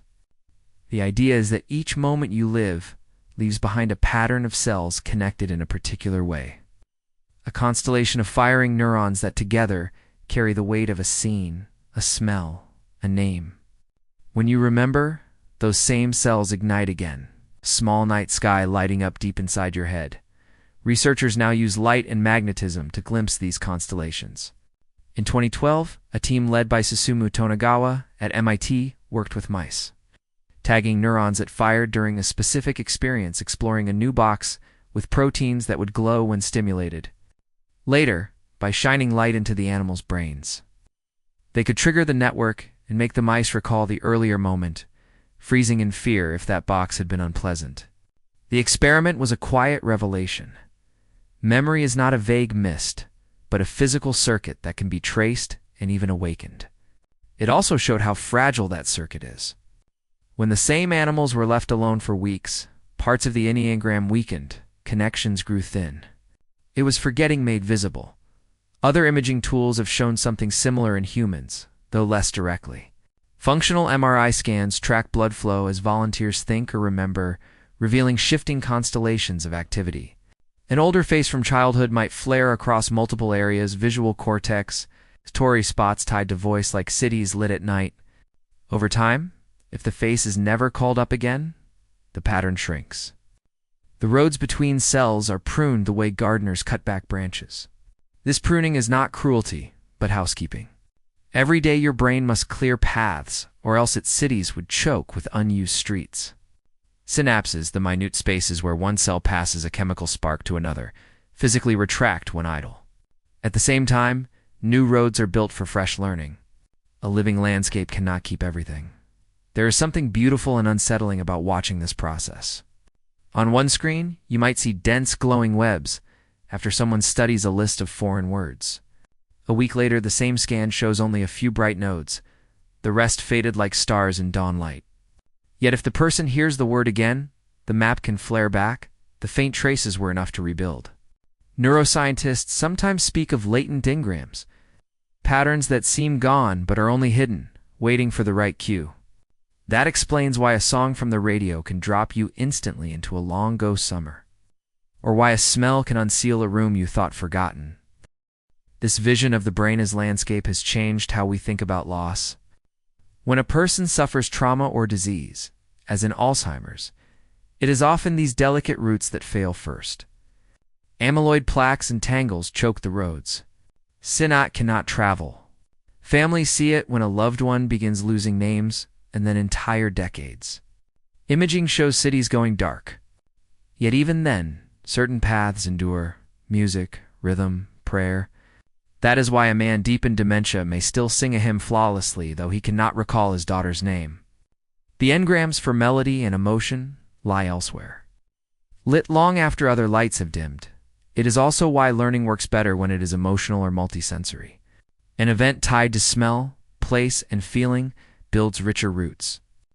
Teachers know this intuitively. Students remember what moved them. Our ancestors, without scans, seem to know it too. They tied memory to rhythm and story so it would anchor deeply. Watching fading constellations is sobering, but not hopeless. The brain keeps surprising us with its ability to rewire. People who lose speech from stroke can sometimes teach other regions to take over. Therapies that combine repetition with emotional salience help old networks regrow. Even in aging, new neurons sprout in the hippocampus, adding tiny new lanterns to the city. To imagine your own mind this way is to feel both tender and amazed. Each day builds and dismantles roads. A friend's laugh tonight might still glow in you 10 years from now if it matters enough. A random headline read and forgotten might already be dismantled by dawn. The forgetting is not betrayal, but survival, making room for what must come next. If you could see your brain right now, it might look like a night sky from a high mountain. Some star paths bright and sure, others dim and drifting. Thoughts you love blaze fiercely. Thoughts no longer needed fade to dust. Yet the darkness is not empty. It is filled with faint, sleeping maps that could flare awake with a single sound, a sudden scent, or a photograph. The landscape is always shifting but never truly blank. Scientists continue to chart it with tools far more precise than before. Optogenetics, calcium imaging, powerful scanners, but they admit the map will never be finished. The brain is not a static atlas, but a living territory, remaking itself even as it is drawn. Knowing this can make forgetting feel less like loss and more like weather, passing over a rich, unending ground. Somewhere inside, constellations of your life still flicker. Some will remain, some will go dark, and new ones will rise to take their place. To be human is to live inside that ever-changing sky, carrying more than you know, losing more than you realize, and yet always building enough light to go on. Sometimes the search for memory is not about ancient cities or archives, but about one person moving alone into a place so remote that no one may ever follow. These journeys often begin as adventure or science, but quietly become pilgrimages into the self, where each step is a test of what one once remembered if the path ends. The human instinct to leave some trace, a note, a name carved on rock, a message sealed against weather runs deep. In the most isolated places on Earth, there are tiny, heartbreaking proofs of that desire. Cave divers know this better than most. The underwater caves of the Yucatan in Mexico or the blue holes of the Bahamas are so silent and dark that light seems to dissolve after a few meters. Divers lay guidelines and measure air obsessively, but even the most careful can become lost. Over decades, explorers have found waterproof notebooks, or scratched messages on stone near air pockets where someone tried to pause and think. Sometimes these are clinical maps of tunnels, air times, instructions for anyone who comes after. Other times they are simply human. A name, a date, a few words to loved ones. In Florida's labyrinthine Eagle's Nest, known as the Mount Everest of cave diving, there are tales of divers finding old slates with final thoughts lost. I love you. I tried. These are not monuments meant for the world, but desperate seeds of identity. Small attempts to say, I was here, I mattered. I tried to return high on frozen mountains. The same instinct appears in a different form. On Everest, the so-called death zone above 8,000 meters holds air too thin for long life. Climbers who sense they will not survive often write hurried notes and tuck them into pockets or tents. In 1999, when an expedition located the body of George Mallory, missing since his 1924 attempt on the summit, they found no grand journal. But his letters to his wife Ruth, carried close against his chest, survived decades of ice and rock. The words were ordinary, full of longing and domestic love. Yet reading them 95 years later felt like a voice across time. Modern climbers still carry small messages, aware of how thin the line can be. Some leave names and dates scratched on oxygen bottles or in summit books, quick marks against vastness. The polar world has its own record of such breadcrumbs. The doomed Franklin expedition left a single page in a tin cylinder. But other Arctic explorers left caches of notes under cairns to mark survival or route changes. Roald Amundson's 1911 team, racing to be first at the South Pole, buried letters and flags so others would know what they had achieved. Robert Falcon Scott, who reached the pole a month later and perished on the return in March 1912, wrote farewell letters in his tent as the blizzard closed in. For God's sake, look after our people, one read. His diary, later found with his frozen body, turned a lost expedition into an enduring story. The ink had not frozen. It waited under the snow until searchers arrived. Even solo travelers, far from cold or water, do similar things. Desert wanderers carve names and dates into canyon walls. Sailors on dying vessels tuck bottles with notes into the sea, hoping for improbable rescue or simply a witness. In 1914, when the Karlach was crushed in Arctic ice, members of the crew left messages in cairns and on drifting floes. Some reached land and were found years later by hunters and explorers. Final handshakes across time. These acts are more than practical. They're a last form of authorship. To write or carve, when you may not live, is to insist on identity against oblivion. Even if no one ever reads the words, the making of them is a small rebellion. It says that thought does not vanish quietly. It leaves a thread. Technology has not erased this impulse. Modern adventurers carry satellite beacons and digital logs, and still write on paper, perhaps because paper feels human and immediate. When Japanese alpinist Nobukazu Kariki died on Everest in 2018, rescuers later found his camera and small notes describing weather and hope. When freediver Natalia Molchanova disappeared in the Balearic Sea in 2015, friends found training journals that captured her love of the water and her deliberate courting of its risks. These are not viral posts or polished memoirs. They are quiet windows into real lives. The environment often decides what survives. Ice is kinder to ink than tropical rain. Salt can rot messages in days. Yet sometimes luck intervenes. A bottle tossed from a shipwreck may wash ashore a century later. A frozen camera can be thawed and its memory card read. In 2020, climbers on Mont Blanc found a box of letters and photographs, believed to have fallen from an Air India crash in 1966, locked in glacier ice for 54 years. The names on those letters came back to families who had assumed all was lost. To picture these remnants is to feel both awe and unease. Imagine a slip of paper found by strangers long after you are gone, frost still clinging to its edges, words shaking but legible. Imagine divers' lights sweeping across rock and catching your desperate mark. Such scenes remind us that memory is not only collective, it is deeply personal and often born at the edge of fear. A single voice saying, "Remember me," can echo longer than we think. These expeditions into the self also echo something older: the cave handprints, the tally marks, the ship logs. Humans venturing into unknowns, whether under limestone, across frozen seas, or to the roof of the world, carry the same desire to resist silence. Even when surrounded by danger, they pause to write because part of survival is leaving behind something for another to find. And when we stumble on these traces, whether under a cairn or trapped in glacier ice, we do more than read them.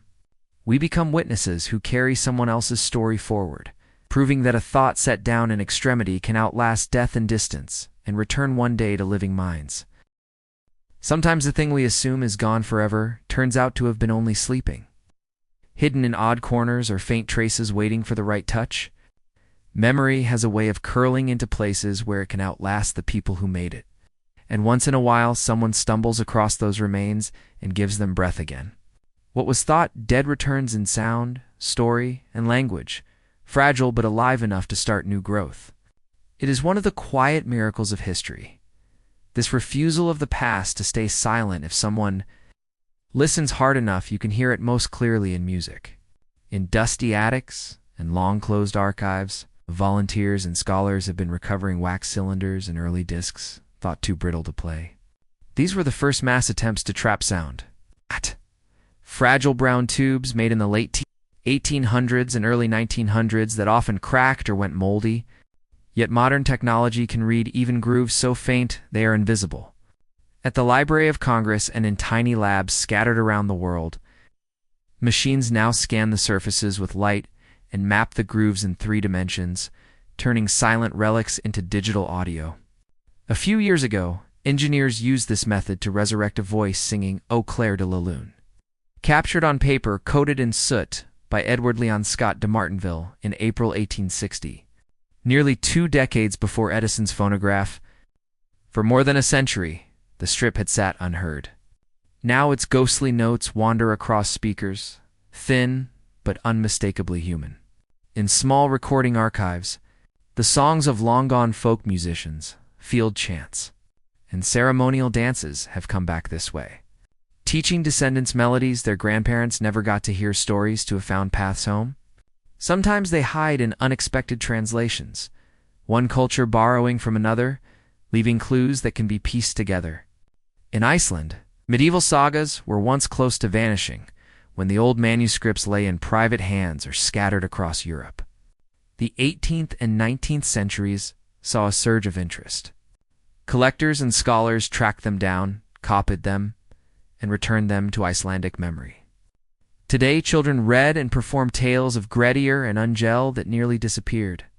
In West Africa, griots work with historians to piece together royal genealogies lost during colonial upheaval, using fragments of songs, scattered records, and oral survivors to repair broken lines of history.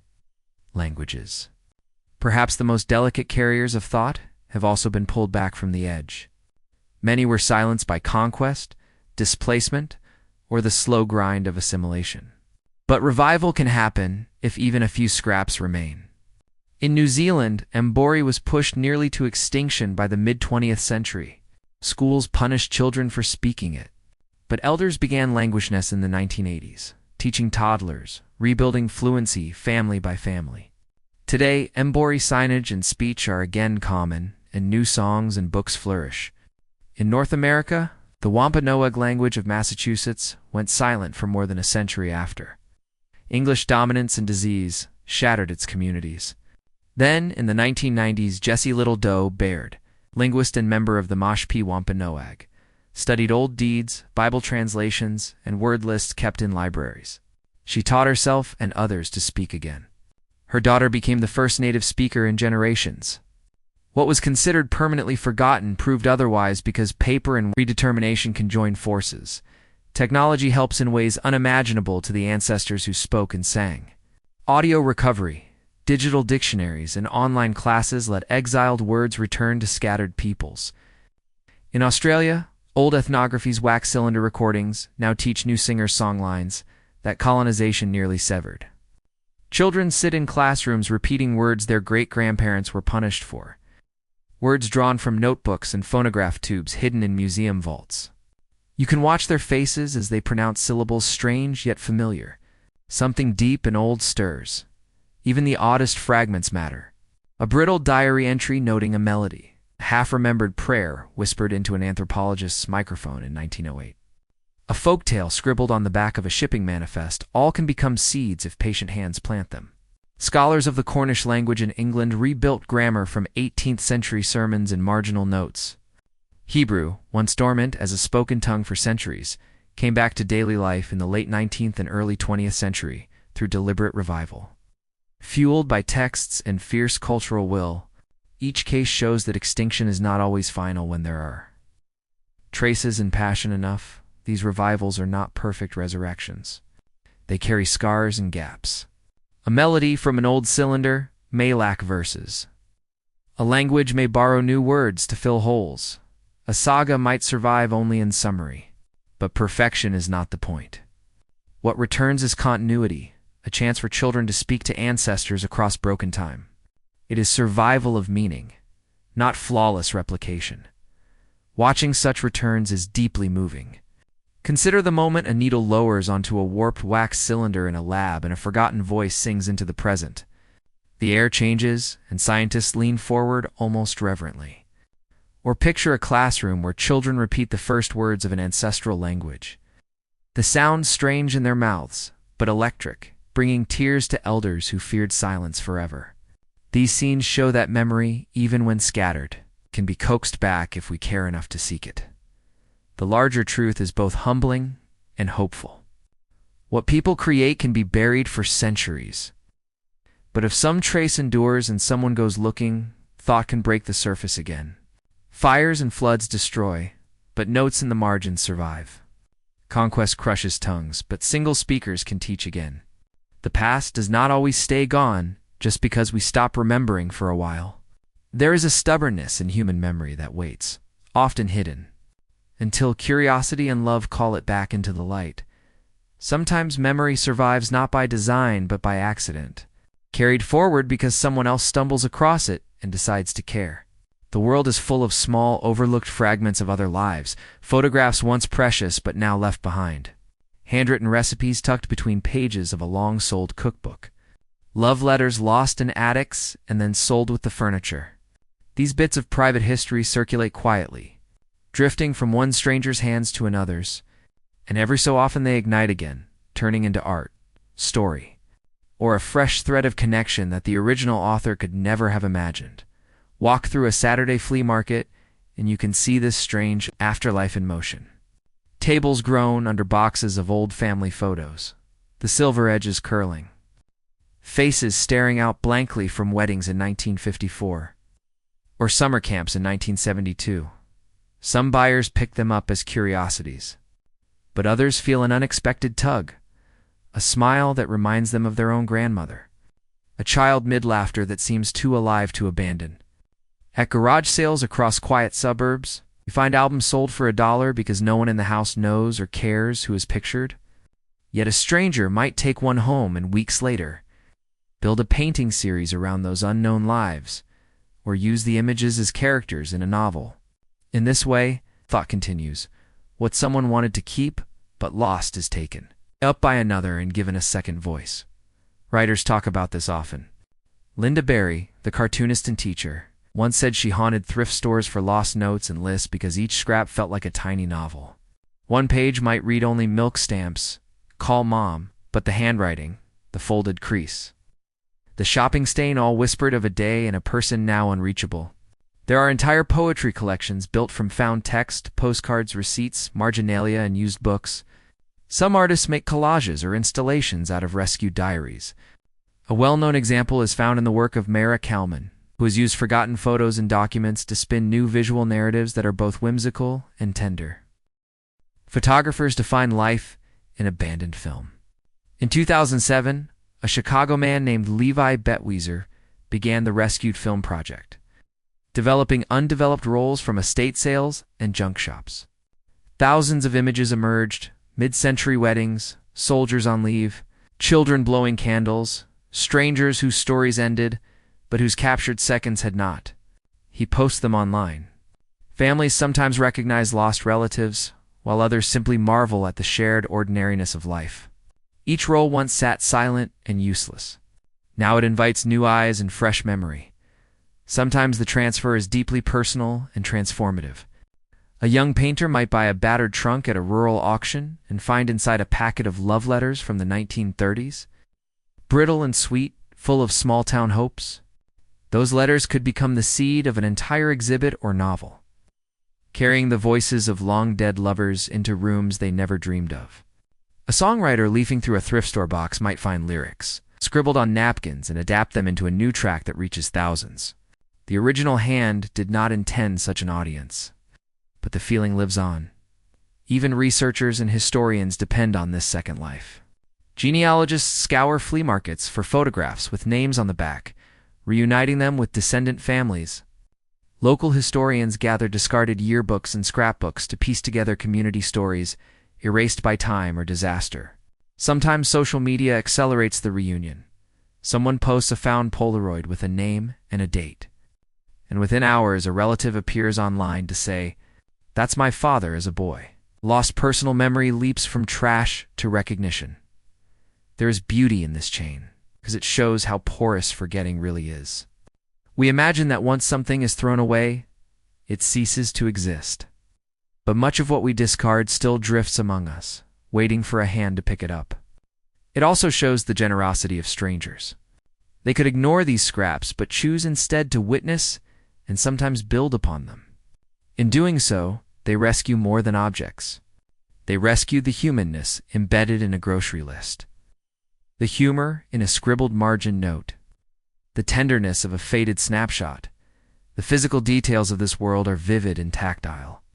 You can picture hands riffling through shoeboxes of yellowed paper, pausing at a child's drawing in wax crayon, or turning over a photograph to see summer camp.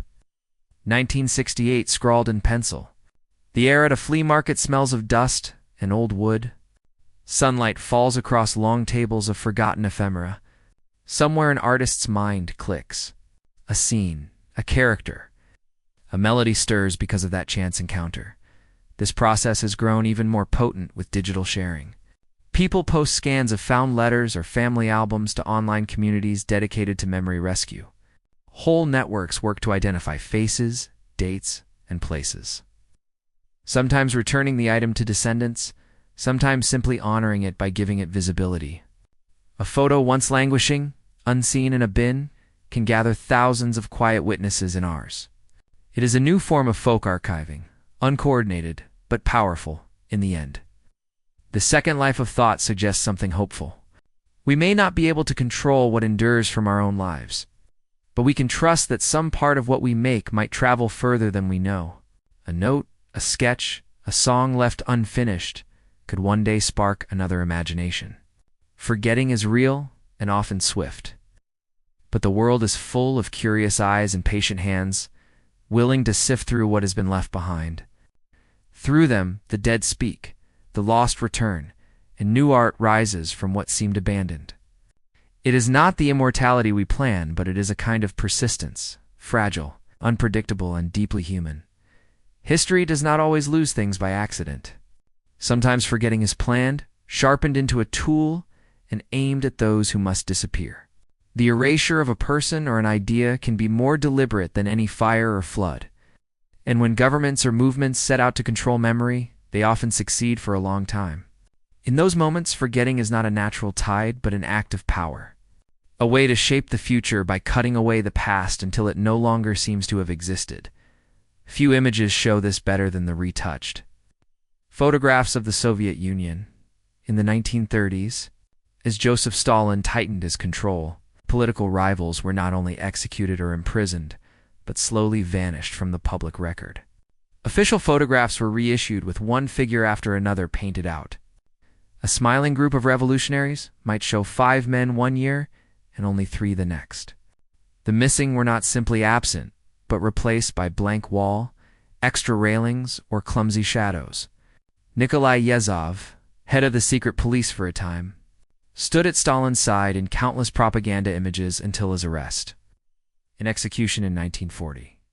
Soon he was gone from the photos too, water rippling where his body once was, as if he had never leaned toward the leader. The message was chilling. The state not only controlled your present, but could reach backward and alter what you thought you had seen. Such rewriting extended far beyond photographs. Entire scientific and artistic legacies were stripped of their creators. In the Soviet Union, brilliant engineers like Leon Theremin, inventor of the ethereal musical instrument and key figure in early surveillance technology, were imprisoned and scrubbed from public acknowledgement. Geneticist Nikolai Vavilov built one of the world's greatest seed collections and warned of crop failures, died in a labor camp in 1943. His name was buried under the politically approved but disastrously wrong theories of Trofim Lysenko. For decades, Soviet schoolchildren learned false biology while Vavilov's work, once world-leading, became a whisper among specialists who risked punishment by even mentioning it. This practice was not unique to the USSR, Nazi. Germany's book burnings and bans aimed to collapse whole intellectual traditions, especially Jewish scholarship and modernist art. Libraries were gutted, archives seized, and biographies rewritten so the nation would appear racially and ideologically pure. China's Cultural Revolution in the 1960s swept away archives and humiliated or killed scholars, making it dangerous even to own certain books or remember certain teachings. Earlier dynasties had done similar things. The Qin emperor's burning of books and burying of scholars, in 213 BCE, attempted to erase rival schools of thought, so only his official ideology would survive. The danger of this engineered forgetting lies not only in what is lost, but in what fills the vacuum. When names are cut from textbooks and faces removed from images, the story of how things came to be warps. Generations grow up believing that discoveries sprang from nowhere or from the approved few. They lose examples of dissent, diversity, and failure turned to progress. Without Vavilov's genetic insight, Soviet agriculture suffered famines. Without suppressed artists, whole movements had to restart from scratch. The costs can be measured in lives as well as culture. There is also a personal weight. Families left behind by purges live with silence. Half-histories where official papers claim a father or mother never existed or was a traitor.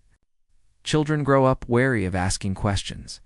In Stalin's Russia, widows often destroyed letters and diaries to protect themselves, adding another layer of erasure by fear. In China, generations after the Cultural Revolution, many still avoid discussing lost relatives because official memory remains fragile. Erasure seeps into private life until even grief becomes secret, and yet traces resist. Samizdat, the underground copying of banned books, kept literature alive in the USSR. Typewritten carbon copies of Pasternak or Solzhenitsyn passed hand to hand. Secret archivists saved documents at great risk, tucking files into attics or foreign embassies. Scholars outside closed regimes preserved stolen negatives and manuscripts. After Stalin's death, some banned names slowly re-emerged. Vavilov's seed bank survived the siege of Leningrad. Thanks to starving scientists who refused to eat the collection they guarded, today his name is honored again. In Germany and Eastern Europe, archives of secret police have been opened, letting families reclaim true stories. Digital scanning and online databases now make it harder, though not impossible, to make a person vanish entirely. Still, the photographs with blank spaces remain a warning. They show how fragile the record is and how easily power can use forgetting as a weapon.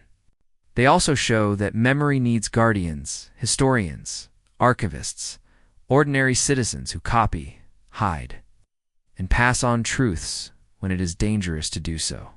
Each rescued page or smuggled image breaks the spell of official silence. If you hold one of those doctored pictures, out of the weight is physical. You feel the brushstrokes where a comrade once stood, the smooth wall covering what was flesh and breath. You understand that forgetting by design is never neutral. It is meant to control what can be imagined. Knowing that shapes how we look at today's information, how we question what disappears from headlines or online platforms. The tools are new, but the impulse is old. To resist such erasure is to insist that memory belongs to everyone. It's not just those in power. It means saving voices even when their future seems uncertain. It means copying band work, photographing evidence, telling children true names. And it means understanding that the blank space left in a picture is not really empty. It hums with the presence of what someone tried to remove. The weight of erasure is heavy because it shows how easily the thread of identity can be cut. It also teaches that the cut is not always final. As long as fragments remain, a hidden notebook, a whispered story, an uncensored scan, someone can stitch pieces back. The danger is real, but so is the stubbornness of human memory. When it finds allies brave enough to remember against the tide, in a world where so much can vanish by chance or intention, there have always been people and places built for the opposite purpose. They are quiet fortresses of memory, designed not to dazzle but to endure. The idea is simple but profound. If forgetting is a natural tide, someone must stand against it long enough for the future to have a choice. This work is rarely glamorous. It lives in chilled rooms, fireproof vaults, remote mountains, and silent server halls where the hum of machines is steady and unbroken. Yet these places are among the most hopeful monuments humanity has ever built. Step first into the deep permafrost of Svalbard, an archipelago far north of Norway. It's closer to the North Pole than to Oslo. Carved into a mountain above the town of Longyearbyen is the Svalbard Global Seed Vault. Opened on the 26th of February 2008. Its entrance is stark. A wedge of concrete and steel set into icy rock, glowing faintly blue under Arctic night. Inside, long tunnels stretch cold and silent, lined with shelves that hold sealed boxes of seeds from almost every nation, more than 1 million varieties of crops. Wheat from Syria, rice from the Philippines, beans from Mexico, millet from Mali. Each packet is a tiny story of survival, a guarantee that if war or blight or climate disaster wipes out a field somewhere, a backup lives here in the frozen dark. When civil war erupted in Syria, scientists who had deposited seeds from Aleppo returned years later to request them back to restart. Research after their original collection was destroyed. The vault had done its job. Memory of food encoded in seed had outlasted war, close by. And inspired by similar urgency, digital data now seeks the same refuge. In 2021, engineers and archivists began the Arctic World Archive, also in Svalbard, storing film reels, manuscripts, government records, and even open-source code etched into film designed to last centuries. Among its deposits are Vatican library scans, GitHub's entire public repository, and cultural treasures from many nations. The air is cold, the lights low, and the intention clear: to protect against cyber war, magnetic decay, and even electromagnetic pulses that could wipe out normal servers. These projects are part of a larger network of memory keepers. Libraries have long been their forerunners. The Library of Congress in Washington, was founded in 1800 and rebuilt after British troops burned the original in 1814, now holds more than 170 million items: books, maps, recordings, photographs. But beyond its visible stacks are climate-controlled vaults where rare materials rest, temperature and humidity held stable to fight slow decay. The British Library in London does the same, with miles of underground storage. National libraries across Europe, Asia, Africa, the Americas serve similar roles, each a bulwark against loss. In recent years, scientists have turned to the very code of life as a new vault. DNA, it turns out, can store staggering amounts of information. A single gram can hold about 215 petabytes, far beyond any hard drive. Researchers at Harvard and the European Bioinformatics Institute have encoded books, images, and entire computer operating systems into strands of synthetic DNA, then frozen them for stability. Unlike magnetic disks, which fail in decades, DNA can last thousands of years if kept cool and dry, as ancient mammoth remains have proven. Companies and labs now imagine a future where human knowledge from Shakespeare to space probe telemetry, could be condensed into molecules and stored in vaults or even sent beyond Earth. There are also private and grassroots keepers. The Internet Archive, though far from Arctic ice, runs vast data centers in California and beyond. Filled with rows of servers holding hundreds of billions of web pages, music, and film, Google's own data centers back up planetary-scale information, though their motives and openness differ. Photographers and amateur historians run small shoebox archives online, scanning newspapers before they crumble, saving family albums tossed away. Each plays a part, from giant institutions to lone volunteers working at kitchen tables. To walk into one of these places is to feel both awe and fragility. In the Arctic tunnels, the cold bites, breath turns to vapor, and silence reigns except for faint mechanical hums. Boxes are labeled in dozens of languages. It's representing a place where memory once nearly broke but didn't. In library vaults, you smell faint paper and binding glue under the steady hiss of climate machines. In digital archives, you hear only the low whir of drives, red and green lights blinking like tiny stars. Everything about these spaces says endurance, but also that endurance is work, not guarantee. Fires, floods, war, and budget cuts still threaten. The seed vault once flooded slightly when permafrost melted more than expected due to warming. Engineers repaired and fortified it. Servers age and must be replaced. Human attention must continue, or even the strongest vault goes dark. Yet there is hope in the way these keepers adapt. Archivists now scan fragile manuscripts into multiple formats and mirror them across continents. Coders build open protocols so knowledge can be read without proprietary machines long after current ones die. Farmers and scientists continue to deposit seeds each year, expanding the cold gardens underground. DNA projects plan to scatter copies so no single disaster can erase them all. There is a quiet heroism in the people behind this work. Many are anonymous technicians, librarians, and scientists who spend their lives protecting the fragile trail of human thought. They monitor temperature logs at 3 a.m, rehouse brittle newspapers, test seed viability decade after decade. They rarely appear in headlines, but they are why future generations may still know our songs, our science, our languages. Imagining all of this can make the heart steady. Even as we watch ideas drown in time or be cut away by power, we know there are sanctuaries where someone is still fighting loss. In those frozen vaults and humming rooms, in quiet libraries and tiny community archives, the human refusal to forget takes physical shape. It says that though memory is fragile, it is also worth defending. Though forgetting is easy, we can choose to resist it. And somewhere deep in ice or etched into strands of DNA, a record waits, patient and cold and alive with the hope that someone, someday, will open it and remember somewhere in every house or library, there is a room that feels a little outside of time.